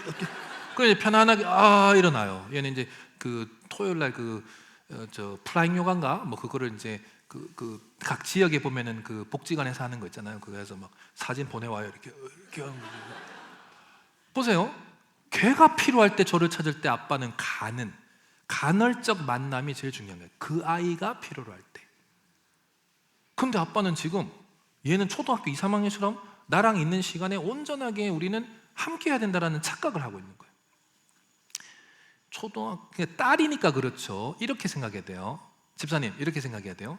우리가 아들이 있어. 지금 집사님이 아들이 있는데 중학교 3학년인데 지 피곤하다고 갑자기 저녁에 아빠 나 건들지 마, 나 오늘 피곤해. 그래 하는데 우리 침대에 가가지고 내 아내를 껴안으면서 자고 있는 거야. 그럼 집사님 기분이 어때요? 너무 중3인데 우리 아들이 참 엄마하고 참 이렇게 애착이 잘 좋구나. 집사님 어때요? 어떻게? 아니 아버님이 상상력이 이제 어떤 문제가 있는 거예요. 그건. 근데 그건 말이 안 되는 거죠. 딸들은 그게 좀 빨라요. 딸들은 초경을 딱 하는 순간 접촉에 대한 부분도 커지고, 그러니까 상상적 청중이라 그러는데 전문용어로 그냥 사춘기가 되면 다 누군가가 나를 쳐다본다고 느끼고 그럼 다 나를 평가한다고 느껴요. 그게 제일 센 게 아빠, 엄마라고 느끼기 때문에 사춘기 때는 엄마, 아빠는 평가를 안 해야 되는 거예요. 감시자가 아니라 보호자예요. 그냥 이렇게 기다려주는 보호자. 그런데 더 중요한 거는 의식주에 대한 얘기를 최소화하는 게 제일 1단계예요. 좀 더 자세하게 얘기 드리면, 왜냐하면 의식주를 얘기를 하는 거는요, 초등학교 1학년, 2학년이 최대치입니다. 인간으로서는 뇌가 견디는 게. 그러니까 태어나서 초1, 2까지는 밥 먹었어? 배 안 고파? 밥 먹어? 지금 안 추워? 지금? 따뜻하게 입어? 신발 신어야지, 자야지 지금. 이거는 생존과 관련 있는 거는 2학년 때까지는 가능해요. 요즘엔 그것도 좋고 내려가고 있어요. 근데 이거를 초등학교, 중학교 이렇게 해서 단계가 올라가는데 사춘기 되는데 배 안 고파? 밥 먹어야지. 가족끼리는 같이 먹는 거야. 너 혼자 잘 수 있겠어? 오늘은 엄마 아빠 같이 잘까? 그 애들 입장에서는 아시겠어요? 집사님? 계속 이렇게 들어가면은 문학적으로 한번 딱 마무리를 할게요. 그 큰 태풍이 오면 아주 비쩍 마른 대나무가 쓰러질까요? 아니면은 겉으로 보기에 단단하고 큰 소나무가 쓰러질까요? 잔잔한 아픔이 아니고요. 정말 큰 태풍이 오면요, 우리가 겉으로 보기에 되게 건강하게 보이는 소나무가 다 부러지고 막 뿌리 뽑혀요. 그런데 대나무는 왜 큰 태풍이 올 때 오히려 연약해 보이지만 더 단단한 모습이 있냐? 대나무는 큰 소나무들보다 휠 수 있는 flexible, 이 융통성이 훨씬 큽니다. 그런데 그게 융통성이 어디서 나타나냐? 그 플렉서블이 어디서 나타나냐? 유연성이. 대나무는 그 마디마다 죽어있는 마디가 존재해서 휠 수 있어요. 그러니까 식물학자들 입장에서도 저게 왜 죽은 마디가 저기 있는지를 이해가 못해요. 근데 그게 삶에 적용하면 놀라운 일이 생겨요. 삶에서 생애 주기로 해서 사춘기는 없으면 좋겠다라고 하는 게 또 심리학자들의 특징이에요. 근데 지금은 전혀 다른 해석을 해요. 저 중학교 때 보내는 저 사춘기가 없으면 실제로 나이가 들어서 청년 단계나 중년 단계나 노년기 때 다시 그 신경이 뭉개져요. 그래서 사춘기 때는 사춘기를 보내는 게 맞는 거예요. 그래야 그 사춘기를 통해서 아이들은 그때 한번 힘들어보고 정신적 혼란을 겪어보고 그러면서 부모가 보호 아래서 그 시기를 거쳐야지 이게 돌아오는 거예요. 아시겠죠? 개입하지 말고 보호하라. 관심 갖지 말아라. 아이들 입장에서는 간섭이다. 그리고 애들 독립성을 기르는 거는 초경몽정 전에 해놨어야 되는 거다. 근데 사춘기가 들어갔을 때 아빠가 충분한 관계가 좋았더라면 그러면 오히려 기다려줬을 때 아이가 돌아올 때가 있어요. 28일 기준으로 했을 때 앞에 한 14일 정도는 괜찮았다가 월경전 7일 동안은 막 먼저 눈도 흘겨요. 아빠 지나가면 이렇게 쳐다보고 그러다가 또 그 월경 할 때는 또 짜증나고 힘들고 스트레스 받고 그러다가 다시 멀쩡해가지고 기분 좋았다가 다시 7일 동안에는 막 어디 아빠한테 눈을 이렇게 아빠 눈이야 아빠 눈 아빠 딸이잖아 이렇게 했다가 다시 또 막 아팠다가 그 리듬을 타야 돼요. 나한테 다가올 때 이래야 되고 순간 아니구나 할 때는 빠져주고 또 피곤할 때는 비타민 C 막 다 주고 그걸 하셔야 돼요. 아시겠죠? 사춘기만 얘기 드리면 그래요. 그 전반적 삶 얘기하면 너무 긴 얘기라서 이렇게만 이해하고 또 사춘기 특성 요 두 개만 하고 이제 끝낼게요. 자, 왼쪽 눈썹 끝 위 여기 만져보세요. 제가 여기 다치면 뭘 못한다 그랬어요? 뭘 기억을 하시는 거예요 도대체? 지금 끝날 때 됐는데 기억을 하나도 못하면 어떡해? 여기 다치면 말을 못한다 그랬잖아요. 브로카가 여기 있어요. 자, 다시 말할게요. 사춘기가 되면 여기 브로카 영역, 요 안쪽에 영역이 여기 다치면 말 못해요. 입 다쳐서 말 못하면 입 다치면 그냥 아파요. 여기 요쪽 안쪽이 브로카라는 영역이 있어요. 여기 안쪽이. 그러니까 애들은 사춘기가 딱 들어가면은 브로카의 신경이 가지치기가 일어나요. 프루닝이라고 P-R-U-N-I-N-G 프루닝이 전문 용어예요. 신경세포 가지치기. 그러니까 바깥에 눈에 보이는 걸 자르는 건 컷 아니면 정리하는 건 트리밍이에요. 트림. 그런데 신경세포 안쪽에 들어가서 이걸 잘라지는 거는 프루닝이라 그래요. 전문 용어. 근데 이게 사춘기가 되면 잘려요. 막 그래서 여기가 잘리니까 말수가 확 줄어요. 말을 안 하는 거예요. 그 정상적이에요, 그게. 근데 엄마 아빠 입장에서는 말해 왜 말 좀 해. 왜 아빠만 말해? 그리고 지방에 있으면 나와 밥 먹고 들어가 말해 이거 말하라고 엄청 해. 얘는 말이 안 나오는데 브로카 때문에. 두 번째, 뇌간의 신경들도 많이 정리가 돼요. 그러니까 행동을 안 해. 아빠 안 따라다녀. 옛날에는 아빠 껌딱지고 아빠 껌딱지일 수 있어요. 계속 따라다녀. 마트 가는데도 그렇게 따라다녀. 집에 있어 그냥 계속 따라다녀. 아무 말도 안 하고 계속 따라다녀. 그렇게 애착이 많아. 그리고 엄마를 하루 종일 불러요. 엄마 오늘 6번만 불러 이제. 이러던 애가 말도 안 하지, 따라다니지도 않고 문 닫아놓고 안 나오지. 그럼 엄마 입장에서는 얘가 나한테 멀어지나 느끼고, 아빠들 입장에서는 그 한번 죽도록 한번 패면은 그런 질문도 있고. 그럼 제가 이제 아버님도 집에 들어와서 아내들이 여보 오늘 회사에서 어땠어? 그만 피곤해 말 좀 그만해.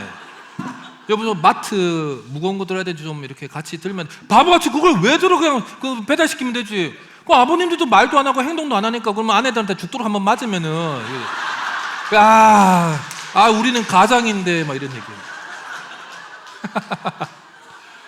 자, 우리 어른은 성인의 뇌는 신경이 에너지가 고갈되는 거예요. 그럼 우리는 선택을 하면 돼. 그래 가자 해가지고 마트 가면 또 잘해요. 피곤하지만 그래 오늘 또 회사에서 이랬어 말하다 보면 또 말해. 이건 선택의 문제예요. 어른은 피곤한 것뿐이지. 그런데 애들은 잘려서 못해요. 못하는 애한테 말해. 너 왜 말 안 해? 너 뭐야 너 지금 아빠한테 말하는 거야 너 지금? 가족인데? 이렇게 하면은 안 되는데 하라는 거예요. 안 되는 거예요. 자, 기부스를 해서 다쳤는데 걸어. 뭐 하는 거야 지금? 걸어. 아빠 어떻게 걸어 뭐 하는 거야 걸어. 진짜 이거 이상한 거예요. 할 수 없는 애들한테 하라고 하면 안 돼. 그래서 그 시간에는 마음껏 네가 편안하게 지내라고 해주는 게 좋아요. 첫째가 기준이에요. 둘째는 애기일 수 있어. 아까 23, 21, 막 11살, 11살은 애기인 거예요. 위에 둘하고는 전혀 다른 거죠. 그런 것처럼 그도 위에 애가 기준이어야 돼요. 첫째는 그리고 이유 없는 퇴행 행동이 많습니다. 그게 뭐냐면 지도 이제 3살, 4살 되는데 동생이 태어나면서 3살, 4살부터 엄마 아빠를 잃어버린 거예요. 엄마 아빠가 우리도 모르게 우리는 작고 연약한 존재의 감정과 눈빛이 쏟아지게 돼 있어요. 인간은 무조건. 왜? 첫째가 예뻤지만 둘째는 더 예쁘거든요. 우리 본능이에요. 이해되세요? 우리 본능이에요. 그냥 첫째보다 둘째가 더 작고 예쁘거든. 그러니까 첫째한테 이렇게 보다가 둘째는 이렇게 봐야 돼. 그러다 첫째는 이렇게 보다가 둘째는 이렇게. 얘들은 다 그걸 봅니다. 첫째는 잡아요. 내 사랑을 저기다 주는구나. 그럼 엄마 아빠를 잃어버린 거예요. 엄마 아빠는 있는데 엄마 아빠는 없다고 느껴요. 그러면 얘들은 할 수 있는 게 없기 때문에 둘째처럼 하면 나 더 사랑해 줄까? 그렇게 생각해.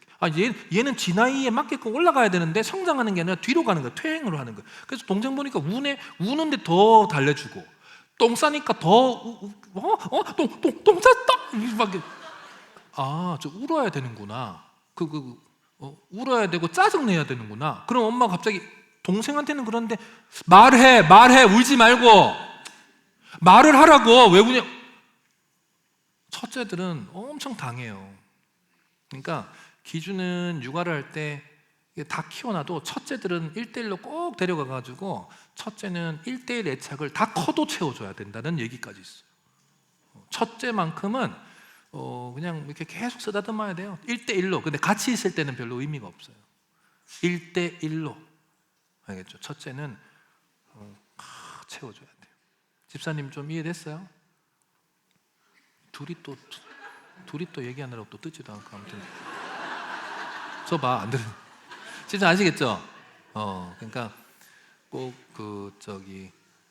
그다음 그 뒤에 분 또 아까 마이크 들으셨죠? 네, 저는 고등학교 2학년 올라가는 딸 엄마인데요. 이제 고등학교 생활이 좀 힘들어가지고 얘가 불안이 되게 심한 것 같아요. 그래서 지금은 이제 방학이라 좀 괜찮아졌는데 학교 이제 시험 때나 힘들 때 이렇게 몸으로 그 증상이 좀 나타나고, 그 다음에 그 막 공부를 하다가 약간 무기력증으로 가는 것 같아요. 그래서 부모로서 어떻게 좀 도움을 줘야 되는지 궁금하고. 시험 첫 번째 우선은 시험에 대해서 네. 좀 불안해하는 것 같다. 네. 공부는 잘하나요? 공부는 중상 정도 하는 것 같아요. 중상. 네. 그러니까 그 불안이 있는 거고. 두 번째, 엄마가 그래도 여태까지 공부를 좀 하라라고 하는 분위기였나요? 아니면 나는 공부하라고 아무것도 안 했는데 얘가 공부를 하면서 그 성적을 유지하면서 불안을 자체적으로 느낀 건가요? 라는 걸. 중학교 때 조금 제가 막 이렇게 좀 시켰는데, 푸시를 좀 했고, 네, 초등학교 때는 난 아예 푸시를 안 했는데. 초등학교 때는 별로 푸시는 안 했는데 본인은 했다고 생각을 하는 것 같아요. 그러면 한 거예요. 보통은 가해자보다는 피해자의 말이 맞거든요. 그래서 그러니까 다시 말씀드리면은 그 말은 아이한테 지금 질문하고 싶은데 엄마로서는 한번 대답해 보세요라고 제가 던진 건데 뒷얘기 아이 얘기가 맞긴 하거든요. 그러니까 잘 생각해 보시면은 어릴 때부터 사실은 어느 정도의 학업적 푸시가 없진 않았던 거예요. 그렇기 때문에 당연히 그게 쌓여서 편도체가 학습 파트에만 해서 이게 잘 해야 된다, 점수 잘 나야 된다가 사실은 계속 이렇게 불안을 야기를 하는 거거든요.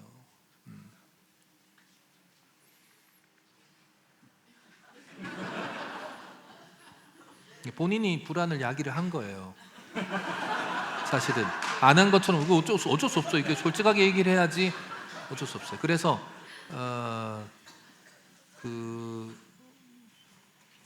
뭐 지금 얘기를 해야죠. 이게 불안이 아까도 했지만은 불안이라는 게 그 선을 넘는다면 불안의 기준이 7개나 있다 그랬어요. 범불안도 있고 특정공포도 있고 광장불안도 있고 사회불안도 있고 사회불안에 해당돼요. 지금 시험이나 이런 것들은 발표불안이나 시험이나 이런 게. 그 다음에 공황불안도 있어요. 심장이 너무 답답해서 문제가 오는 거는 공황장애 약을 먹으면 돼요. 근데 그건 짧게만 줘요. 6개 정신과 약 중에 항불안제만 유일하게 짧게 줍니다.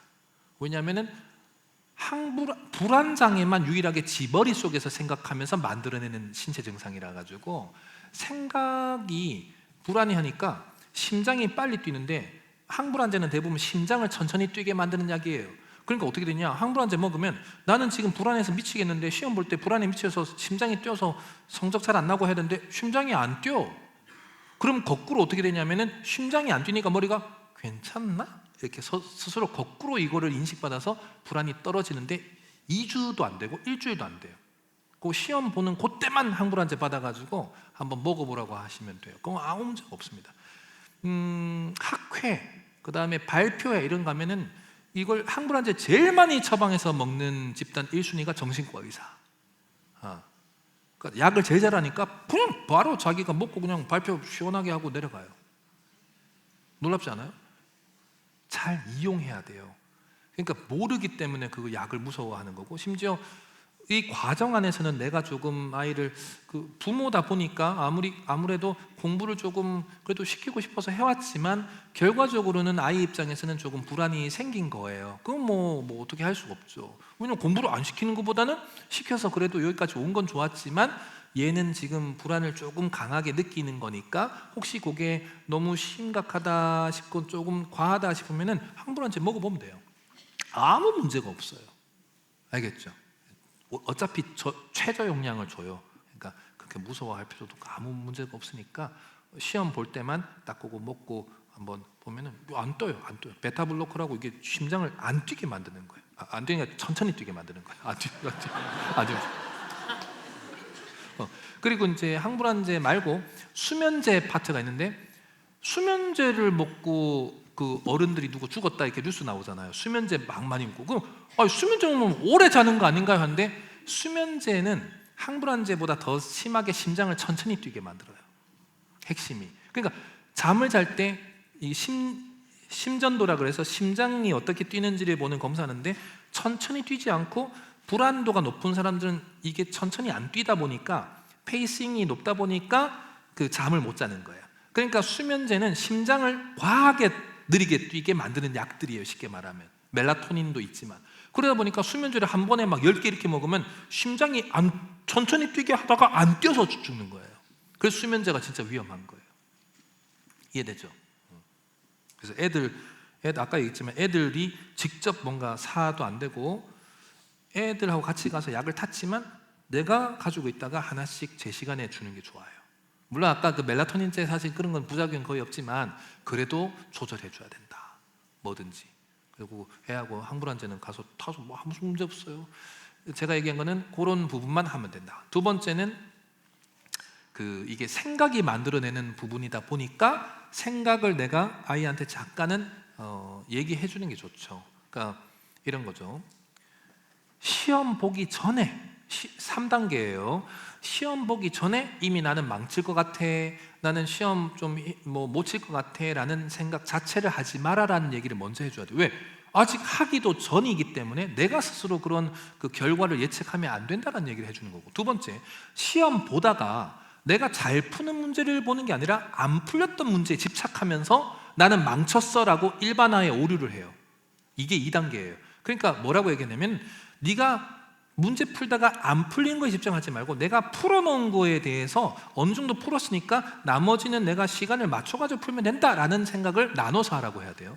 세 번째, 시험 끝나고 나면 잘 푼 거, 잘한 거는 하나도 안 봐요. 이걸 필터링 이펙트라 그래요. 못한 거, 못 푼 거, 점수가 떨어진 과목만 집중해서 시험 끝나고 이렇게 써서 우는 애들이 있어요.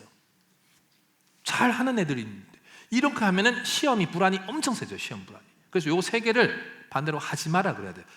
끝나고 나면 잘 풀었던 거, 좀 애매했던 거, 못 풀었던 거 다양한데 거기에서 필터링을 하지 말고 세 개를 다 보라.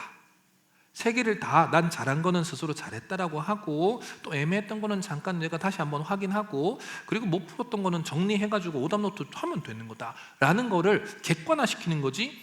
이걸 필터링해서 부정적인 파트만 집착하면은 이게 시험 불안이 더 높아져요. 그러니까 인지치료는 그렇게 생각하시면 돼요. 이해됐죠, 집사님? 그렇지. 그렇게 하면은 애들은 그렇구나. 요걸 자꾸 그 파트를 이제 생각하면은 스스로가 생각만 그것만 좀 바꿔도 많은 부분이 불안이 떨어진다. 근데 그게 선을 넘고 조금 힘들다 그러면 빨리 항불안제를 먹으면은 심장이 안 뛰면서 너무 머리가 이제 편안해져요. 아무 문제 없으니까 그거는 수능이나 이럴 때는 진짜 심하면은 그거 먹고 가는 게 진짜 좋다. 알겠죠? 또 질문. 여기 하고 저기 하고 여기 하고 저기 하고. 근데 43분인데? 네.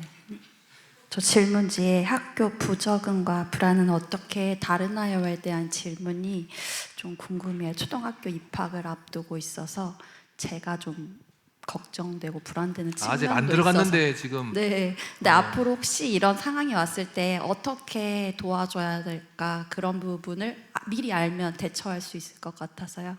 네. 맞아요. 그 유치원이나 어린이집에서 혹시 그런 적응력에 문제가 있었다면은 예측을 할 수는 있는데 초등학교 유치원하고 그 어린이집에서 그런 문제가 없었다면 사실은 큰 문제는 없을 거예요. 그럼에도 불구하고 등교 거부나 새학기 증후군이나 적응 부분이 문제가 있을 수는 있어요. 그러면은 엄마로서 미리 해줄 수 있는 건 뭐냐면은 그런 세 개인데 장소, 사람, 시간, TPP, Time, Place, Person에 대한 부분을 안정화시켜 주면 되는데 첫 번째는 뭐냐면은 지금 아직 학교를 가진 않지만 그 미리 지정되는 학교가 지금 지정됐나요? 학교는? 지정됐어요? 그러면 지정됐으면 그 학교에 애하고 놀러 가세요. 그래서 학교에서 되게 재밌게 놀고 오세요. 거기 그 학교 그 놀이터 있잖아요. 못 들어가나? 들어갈 수 있잖아요, 맞죠? 그래서 엄마하고 애하고 가가지고 이제 입학생인데 미리 잠깐 여기 놀이터에 잠깐 놀러 왔어요 하면은 그분한테 얘기해서 거기서 재밌게 놀고 오세요. 그럼 얘는 장소에 대한 즐거웠던 감정이 거기에서 있었으면은 입학하는 순간부터 적응 장애 파트가 살짝 떨어져요. 왜냐하면은 머리에서 판단하기에 여기서 재밌게 엄마하고 놀았다 이게 먼저 돌아가기 때문에 감정이 엄청 세기 때문에. 그다음에 이제 두 번째는 뭐냐 하면은 학교의 선생님에 대해서 이제 혹시 담임 선생님이 결정됐다면 선생님 미리 사진이나 이런 거 보고 담임 선생님이야. 선생님 되게 예쁘지 않아? 남자 선생님은 선생님 되게 듬직하다. 아빠처럼 되게 듬직하다. 아빠가 아는데 뭐 이럴 수 있는데 그럴 때 얘기할 때마다 이제 이렇게 이게 선생님의 장점만 뽑아가지고 계속 이렇게. 그리고 친구들이 누가 될지 모르지만은 유치원에서 누구 가는지 모르겠지만 누구 친구 이렇게 같이 지정받는 애들 있죠. 거기 애들도 학교 같이 간다라고 계속 얘기하면 나만 거기 가는 게 아니라 같은 친구 내가 아는 친구 누구 간다라는 인식을 하는 것만으로도 돼요. 그리고 그 학교의 아침에 엄마하고 초반에는 등교를 같이 조금 거기 해서 진짜 심각한 아이들은 위클래스 선생님한테 조금 문의를 하면은 그 정문까지 나와서 아이를 데려가는 거를 해줄 수 있고 제일 좋은 거는 유치원에서 같이 갔던 애하고 같이 이렇게 들어가게 하면은 안정감이 있어요. 나 혼자가 아니라는 감각만 주면 적응력은 1학년 때 그렇게 많지는 않습니다. 알겠죠? 그렇게 세 개로 하면 된다. 또 아까 누구였죠? 지금 14분 남았어요. 아우 누나님 뛰어다니시네. 네. 23살짜리 ADHD 딸이 첫째인데요. 그 첫째가 이제 여기 그 문제에 보니까 아이 스스로 치료 의지가 없어요라는 질문에 대한 문제인데 본인이 생각할 때는 아무런 문제가 없고 자기의 삶이 만족스러운 거예요. 심지어. 그래서 이렇게 치료의 의지가 전혀 없어요. 근데 제가 보기에는 지금 23살이니까 사실 이렇게 강사님이 말씀해 주신 것처럼 독립을 준비해야 되는 시기가 임박해 오고 있는데 이렇게 독립해도 되나 이거는 좀 아닌 것 같다라는 생각이 이제 엄마 입장에서는 드는 거죠. 그래서 두 가지 질문을 한다면 이렇게 의지가 없는 친구를 그냥 내버려 두는 것이 맞는가, 본인의 의지가 없는 것, 그리고 이런 상태에서 독립을 하는 것을 이렇게 허용하고 그렇게 하는 것이 또 맞는지. 네. 고민입니다. 자, 첫 번째, ADHD는 의지가 없는 게 아니고 병식이 없는 거예요. 그걸 착각하시면 안 돼요.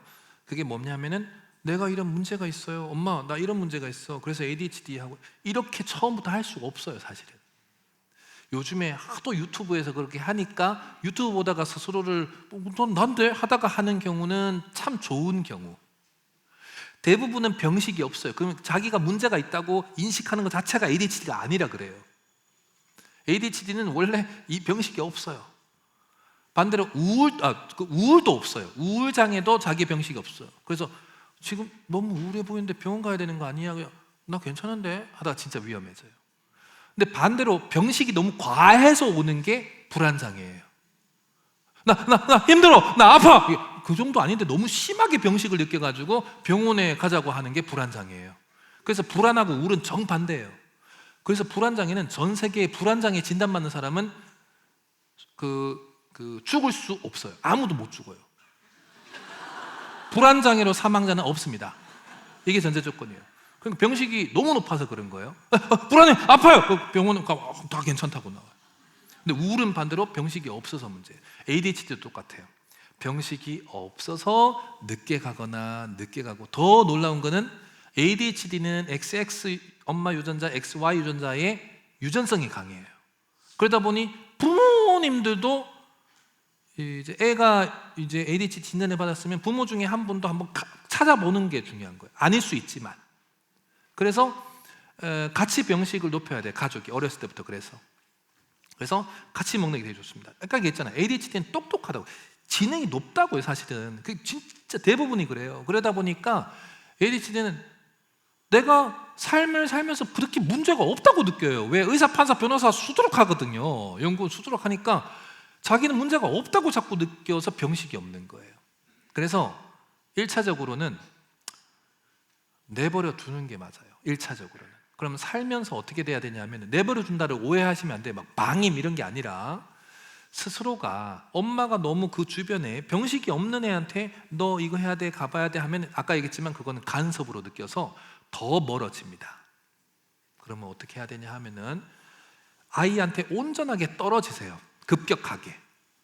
제가 4개 얘기했죠? 첫 번째, 쥐가 자는 거, 먹는 거, 그 다음에 씻는 거, 이런 거를 애가 아니라 부모가 다 그런 거를 해주면 안 돼요.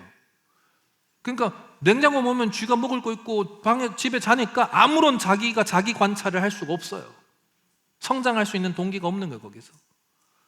그래서 23살 정도면요, 혼자 살도록 나가서 경험하는 게 엄청 중요해요. 그러면서 알바도 해봐야 돼요. 얼마나 자기가 ADHD성 때문에 알바하면서 대인관계가 문제가 생기는지 느껴봐야 돼요. 부모가 보호해서 계속 있으면 얘는 경험할 길이 없어, 내가 무슨 문제가 있는지.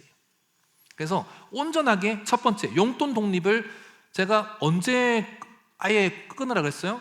고3 끝나면은 이제 본인이 벌어서 다녀보는 걸 제일 먼저 하라 그랬어요. 근데 23살이니까 혼자서 다 벌고 하나요? 사나요? 알바해서 됐어요. 그렇게 하면 돼요. 그리고 나가서 사나요? 나가라고 해야 돼요. 사실은 나가라 해야 돼요. 지금 나가나 낮음 나가나 빠른 거는 더 좋아요. 그리고 다른 문제들도 사실은 엄마가 개입을 안 했는데 본인이 살면서 잔잔한 문제들이 생길 거예요. 아까 얘기했지만은 5분 10분 맨날 늦다가 회사나 알바나 어디서 계속 그 문제가 생길 거예요. 친구들 관계에 있어서 막 상처 입어서 또 그럴 때만 나한테 와서 막 얘기할 거예요. 그게 어느 정도 패턴이 계속 반복될 때 나는 아무런 답변이 아니나 아무런 그냥 그렇구나, 힘들겠다 이런 것만 해야 돼요. 절대 답변을 주면 안 돼. 그럴 때 답변을 주면 엄마가 그때 그러라 그랬잖아, 이렇게 돼버리는 감정의 파트를, 책임을 엄마한테 돌리는 문제가 생겨요, 정서적으로. 그러니까 완전히 끊어내야 돼요. 그럼 자기가 사회적으로 문제가 있다는 걸, 병식을 느끼는 거는 부딪혀야 돼요, ADHD는. 나이가 그렇게 든 친구들은. 이해되죠?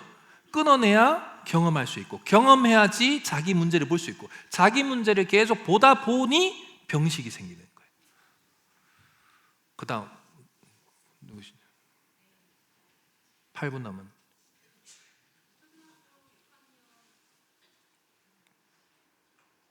배터리가 또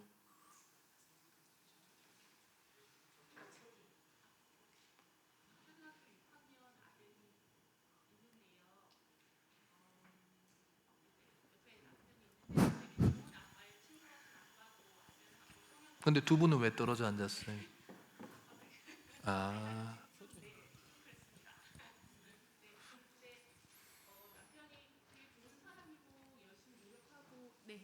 감사합니다. 잘 하는데 이렇게 좀 감정 조절이 안 될 때가 있어요. 그래서 남편의 감정 조절이 안 되는 걸 아내가 지금 얘기하고 있어요. 네, 그 이제 지금 수습해야 되는 상황이어서 아니 아기가 어렸을 때 한 3-4살 정도 됐을 때 굉장히 많이 때를 부리는 상황에서 남편은 그냥 욱했는지 애기 머리를 이렇게 밀었는데 하필이면 주방 이렇게 애기, 안간에 여기를 아이를. 부딪혀서 찢어져서 이제 구급차를 타고 병원 아. 가서 꼬매는 그런 상황이 아이고. 있었는데 아기가 그게 이제 나름의 트라우마가 있었나 그렇지. 봐요. 좀 똘똘한 친구여서 그 상황이 아직도 그대로 기억이 난다고 그렇지. 남을 수 감정까지 있어요. 얘기를 하더라고요. 근데 이제 아이가 계속 크면서 남편이 조금 그런 부분에서 노력을 하기는 하는데 아직도 이제 남편도 남편 나름의 그런 부분들이 있겠죠. 그래서 지금도 이렇게 아들한테 욱 하거나 이렇게 와 이렇게 하거나 그런 경우가 있거든요. 근데 그게 이제 기준이 없는 게 가장 큰 어려움인 것 같아요. 맞아. 언제 그럴지 모르는데, 그러니까 아들은 자기가 전혀 예상하지 않은 상황에서 이제 남편이 감정적으로 나오면 딱 아까 교수님께서 말씀하신 그 표현을 아들이 저한테 해요. 이제 아빠하고 그런 상황이 부딪혀서 아들이 자기 몸이 언다고 하더라고요. 프리징 효과입니다. 예, 말해 왜 안 해? 경직 현상이 일어나는 예, 사람. 하는데 엄마 나는 그때 몸이 얼어요. 그래서 아빠한테 아무 말을 할 수가 없는데 아빠는 왜 나한테 말 안 하냐고 딸? 하네. 아들. 아들. 예. 그러면서 정말 아까 첫째는 딸이라 그러지 않았나요? 첫째가 아들이. 아까 6학년? 네, 네.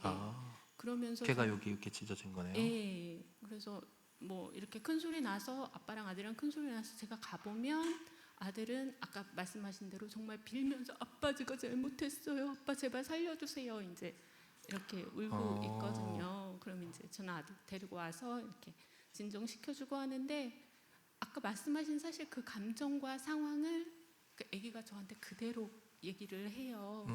저는 어떻게 위로해 줘야 되는지 사실 모르겠고 또 남편은 맞아요. 이제 욱했는데 그 이후의 상황은 모르겠죠. 그렇지.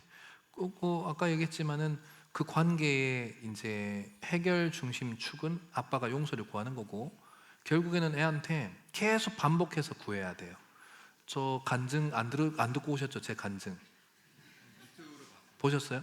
그럼 제가 저희 첫째 딸 제가 엉덩이 때렸다라는 얘기 들으셨나요? 그리고 계속 걔한테 얘기했다는 걸 들었죠.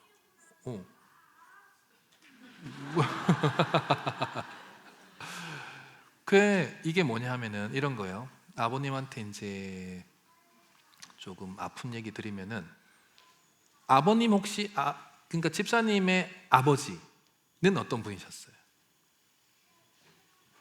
부드러운 분이셨어요? 무서운 분이셨어요?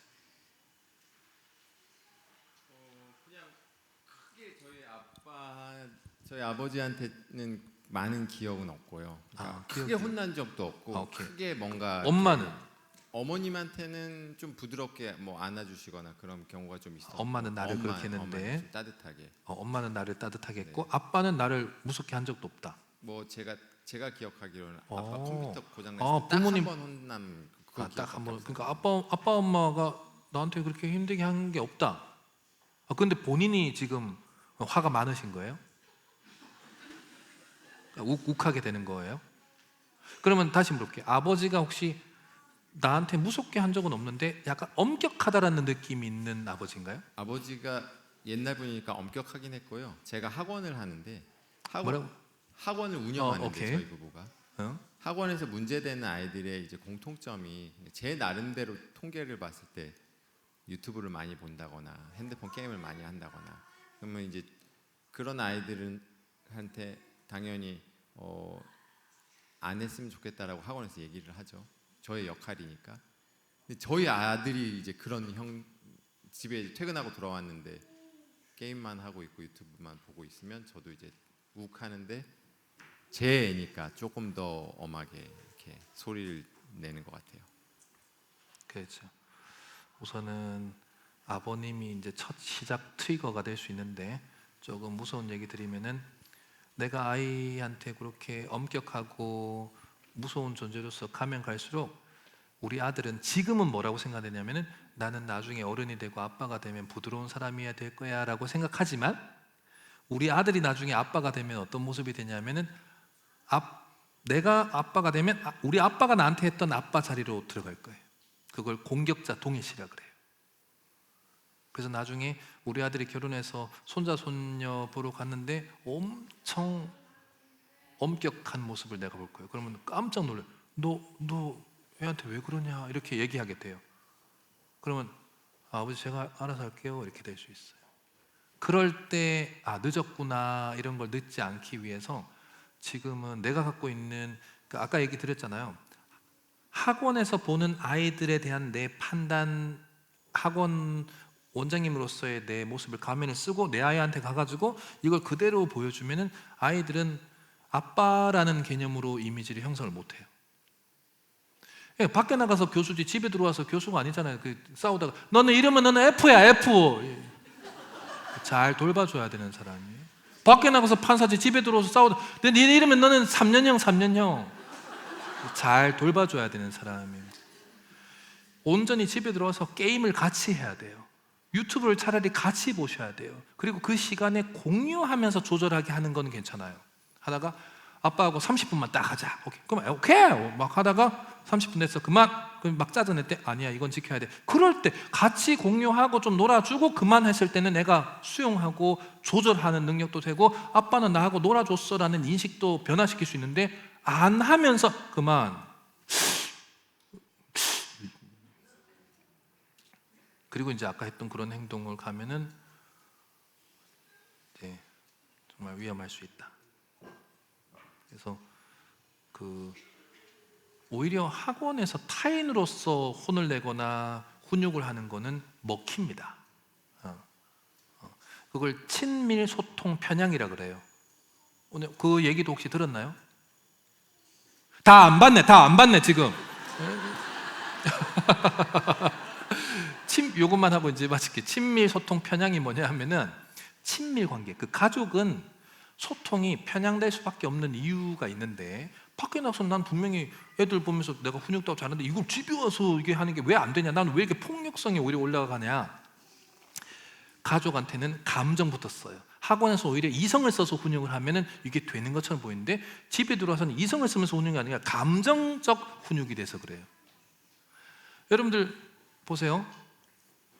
저희 애가 이제 자전거를 안 타요. 기럭지가 좀 길어졌어. 이게 자전거가 좀 초중용은 아니야. 이제 초중용한테는 안 맞아. 지금 중학생 3학년이니까 안 맞아요. 그래서 이거 안 쓰니까 이걸 어떡하지 하다가 당근마켓에 이제 판다고 생각해 보세요. 그 당근마켓 파는데 우리 애하고 같은 나이 애가 산대. 그래서 이거 팔러 나가는데 애가 이거 한번 타봐도 돼요? 그래서 타봐라 했는데 타고 도망갔어. 어떡해 이게 막 화가 올라왔어. 감정이. 이거 신고할 수도 없고 애니까. 와 이거 어떡하지? 그러니까 감정이 올라왔는데, 저희 집 빌라 앞쪽 옆집에 우리 애하고 동갑이네. 애 크는 걸 다 보네. 근데 남의 애예요. 근데 걔가 어디 갔다 오세요? 야 이거 시연이가 이거 자전거 안 타서 이거 당근마켓에 팔려고 올렸는데 니들하고 동갑인 애가 산다 그래서 이거 이제 팔러 나갔는데 걔가 타봐도 되냐 해서 타보라 했는데 타고 도망갔다. 지금 뭐 했어요? 감정은 올라왔지만 이성적으로 말을 했죠. 설명을 했죠. 그러면 걔가 어떻게 돼요? 전화번호 줘보세요. 저희 학교인지 한번 볼게요. 이거는 대화를 한 거예요. 그런데 문 열고 집에 들어가자마자 가족 있고 애들 보면서 뭐라 그럴까요? 설명할까요? 걔처럼? 아니, 당근마켓 짜증나! 이렇게 돼요. 당근마켓! 와, 당근마켓. 아니, 옆집 애처럼 설명을 하면 되는데, 우리 학원 애들처럼 설명하면 되는데, 왜 우리 집에서는 이게 똑같은 훈육을 학원에서는 하지만 이성을 써서 강하게 하는 거는 좀 무서운 정도지만 들어가요. 이건 타인이니까. 근데 우리 가족한테는 왜 감정이 쏟아지는 거예요? 친밀 소통 편향이에요. 가족한테는 안 가르치는 게 좋아요. 가족은 아예 가르치지 않는 게 좋아요. 함께 그냥 아빠가 교육하면서 힘들었던 걸 애하고 그냥 게임하면서 놀아줘요. 그 시간에 한번 딱 정해가지고. 그리고 그 시간에는 다른 걸 하라고 하는 게 맞아요. 아빠하고 뭔가 재밌게 노는 시간을 겪고 이거 이제 안 하고 다른 거 했으면 좋겠어라고 했을 땐 들어가는데, 아빠가 하나도 나랑 공감 형성하고 같은 활동을 해주지 않고 무조건 하지 마라고 하는 거는 아이들은 결국에는 빗나가게 되거나 벗어나거나, 아빠는 너무 무서우니까 몸이 딱 경직되는 건 나중에 폭발을 다른 쪽으로 합니다. 결국에 다른 쪽으로 폭발하도록 길을 찾아요, 머리가. 어쩔 수 없이. 지금은 작고 연약하다라는 느낌이 있지만 조금만 크면 이제 내 머리보다 올라가는 순간, 몸 힘 올라가는 순간 그때는 폭발을 해요, 다른 쪽으로. 이해되셨죠, 집사님? 그래서 지금 첫 번째, 아까 얘기했지만 아이하고는 관계는 1차적으로는 풀어야 돼요. 그리고 그거 한 번으로 풀리지 않기 때문에 계속 아이의 입장에서 계속 이제 용서를 받아야 되고, 두 번째는 아이하고 규칙도 만드셔야 돼요. 집에서 아빠가 그러면 요거 1시간 정도는 같이 집에 왔을 때 그 1시간은 아빠랑 게임하자. 아빠 가르쳐줘, 함께. 아빠 좀 옛날에 오락실 좀 다녔다, 이 얘기를 좀 해야 돼요. 뭐 옛날에 했었어요? 뭐 옛날에 스타? 뭐 솔직히 했죠? 본인 했어? 길드 아니에요? 길드 스타 했죠? 뭐 했어? 스타 중에 뭐 했어요? 저는 근데 사실 솔직히 말해서 뭐라고요? 게임을 거의 안 하긴 안 했어요. 몇 번 안 해보긴 안 했어요. 오락실도 거의 오락실. 이거는 또 다른 경우예요. 이게 뭐냐면은 나는 오락도 안 하고 게임도 안 하고 그랬던 높은 수준의 생활을 집, 학교, 뭐 학원 이렇게 생활했던 부모일수록 이 경계 수준이 높습니다. 이게 작아. 그러니까 애 키우다 보니까 이게 여기 아니네. 나는 이 정도로 생활했는데 너는 뭐지? 이렇게 되는 거예요. 반대로 아빠가 조금은 좀 오락을 좀 했었던 아빠여야 돼요. 사실은 잘 키우려면. 아빠가 완벽하면 애들은 아픕니다. 인간은 그렇게 완벽할 수 없어요. 원장님보다 훨씬 완벽한 사람 옆에 두고 24시간 따라다니면 원장님 숨 막혀요. 한번 따라다녀봐요. 하나하나 지적해봐요. 이게 절대 그러시면 안 돼요. 하나님은 독수리 눈처럼 우리 계속 24시간 초마다 보고 있는데, 하나님이 다 이거 큰일 나요. 그러면은 알겠죠? 괜찮다. 안 보여주시잖아요. 우리가 하나님 보이면 큰일 나요. 너무 밝아서 큰일 나요. 바울도 사울이었다가 하나님 직접 눈 봐가지고 눈 잃어버렸잖아요. 그때 큰일 나요. 너무 기준 높은 거를 자꾸 애가 그거 보게 하면 애 머리가 큰일 나요. 아빠는 약간 허술해야 돼. 애들한테는 약간 허술해야 돼. 허술. 약간 뭐야 이거야 이런 거 있잖아. 그 아내한테도 남편들은 허술해야 돼. 밖에 나가서는 완벽한데 집에 와서 여보 이거 뭐야 이래야 돼요. 아내들 입장에서는 여보 이게 제일 편한 남편이에요. 근데 막 집에 와서 오늘 이번 달 쓴 거 가져와봐. 이미 끝나는 거예요. 아니 삶을 살 때 1,000원, 2,000원, 10,000원, 20,000원, 100,000원, 200,000원 다 빈 공간이 있어야 돼. 뭔가가 조금 빈 공간이 있어야 돼. 남편이 거기 참여해서 빈 공간이 생겨야 돼. 그래야지 재밌어요. 근데 막 딱 맞춰. 빨리 아픕니다. 자녀는 더 그렇고요. 아빠가 재미로 다가오는 것과 완벽하게 다가오는 것은 상처를 줄까 말까를 결정하는 것 똑같은 거예요. 원장님 집에 갈 땐 가면을 쫙 벗고 아빠로 가야 돼요. 어렸을 때부터 그걸 안 했다면 지금부터라도 좀 늦었지만 지금부터라도 이제 빡빡하게 다가가셔야 돼요. 알겠죠? 네. 집사님 믿을게요. 그리고 여기 집사님이시죠? 여기 계속 볼 거예요 저는. 그래서 그러면 여자 원장님이시네요, 집사님이. 저한테 계속 이렇게 보고를 해주시면은 그렇죠? 제가 또 중간에 또 이벤트가 안 생길 수 없습니다. 그럼에도 불구하고 생기면 이렇게 생각해야 돼요. 그 과정 중 이렇게 못 올라가요. 이렇게 리듬을 타서 웩스 앤 웨인 효과라고 그러는데, 내가 성장하고 좋아질 때는 올라가다가 떨어져야지 올라갈 수 있어요. 이게 발판에서 스프링으로 올라가는 거예요. 이렇게 올라갔다 이렇게 하는 거예요. 그러니까 이렇게 올라가지 않는다라고 생각하셔야 돼요. 떨어질 때 착각하면 돼. 나 또 애한테 혼냈는데 그러면 안 돼. 그때는 아내가 도와줘야 돼요. 집사님이 여보 괜찮아. 계속 잘해왔어. 한 8번 잘해왔어. 한 번 그랬어. 이제 더 한 12번 더 잘하자. 이렇게 이끌어가면 돼요. 집사님도 이렇게 해야 돼. 내가 7번 잘했잖아요. 7번 잘했는데 한 번 못한 거에 역시 나 안 된다. 이게 아니고 7번 했는데 한 번은 좀 부족했지만 좀 더 길게 하다가 이제 이게 패턴이 되는 거예요. 알겠죠? 그렇게 가시면 돼요. 보고 하시고 이렇게 하시고. 자, 아무튼 그리고 여기 질문 중에 못한 거 있잖아요. 못한 거는 지난번처럼 모아서 주시면 제가 영상으로 그때 교사분들한테 제가 드린 것처럼 줘도 되고, 아니면 전화하셔도 돼요. 전화해가지고 이런 거 어떻게 하면 제가 이동하다가 전화 받아서 얘기해도 되고, 그리고 뭐 혹시 다음에 또 올 일 있으면은 저는 이제 이렇게 짧게 오는 거는 제가 거부할 거예요. 실제로 이렇게 해서 아침부터 저녁까지 그냥 한번 쫙 이렇게 해가지고 요 질문지가 원래 500개가 넘어요. 근데 그거를 어쨌든 한 페이지 안에 최대한 다음에도 넣어가지고 2페이지에서 궁금한 거 있으면은 이렇게 질문을 많이 해서 기준을 갖고 집에 가서 적용할 수 있는 거 가지고 가시면 좋겠어요. 아시겠죠? 수고하셨습니다. 네, 감사합니다. 네. 우리 교수님께 다시 한번 뜨거운 박수 부탁드리겠습니다. 우! 감사합니다, 교수님. 감사합니다. 네, 다음부터는 질문 1번부터 500번까지 그냥 날 새도록 일주일 내내 했으면 좋겠습니다. 그래서 교수님 강의를 더 깊이 들을 수 있도록, 이해하는 시간 될 수 있도록 그렇게 하면 좋을 것 같고요. 우리 잠깐 기도하는 시간 잠깐 짧게, 시간이 늦긴 했지만 잠깐 기도했으면 좋겠습니다. 하나님, 사랑하는 내 자녀 어떻게 양육해야 될지 저희는 지혜가 없어서 부족하여서 알지 못하지만, 하나님 오늘 들었던 내용 잘 기억하고 우리 자녀들을 사랑으로 품고 양육하고 하나님의 거룩한 자녀로서 성장해 나갈 수 있도록 우리가 잘 섬길 수 있는 우리 자녀들 될 수 있도록 주님 붙잡아 주시고, 또 우리에게 지혜와 능력으로 함께하여 주옵소서. 시간 함께 기도하며 나가겠습니다. 기도하겠습니다. 하나님 감사합니다. 오늘 이렇게 우리가 귀한 교수님을 모시고 또 귀한 강의를 들었습니다. 하나님, 우리 자녀들 어떻게 살아가야 될까요? 하나님, 우울증에 걸린 아이들도 많이 있고 대인기피, ADHD, 불안장애, 중독, 여러 가지 문제에 노출된 자녀들이 많이 있습니다.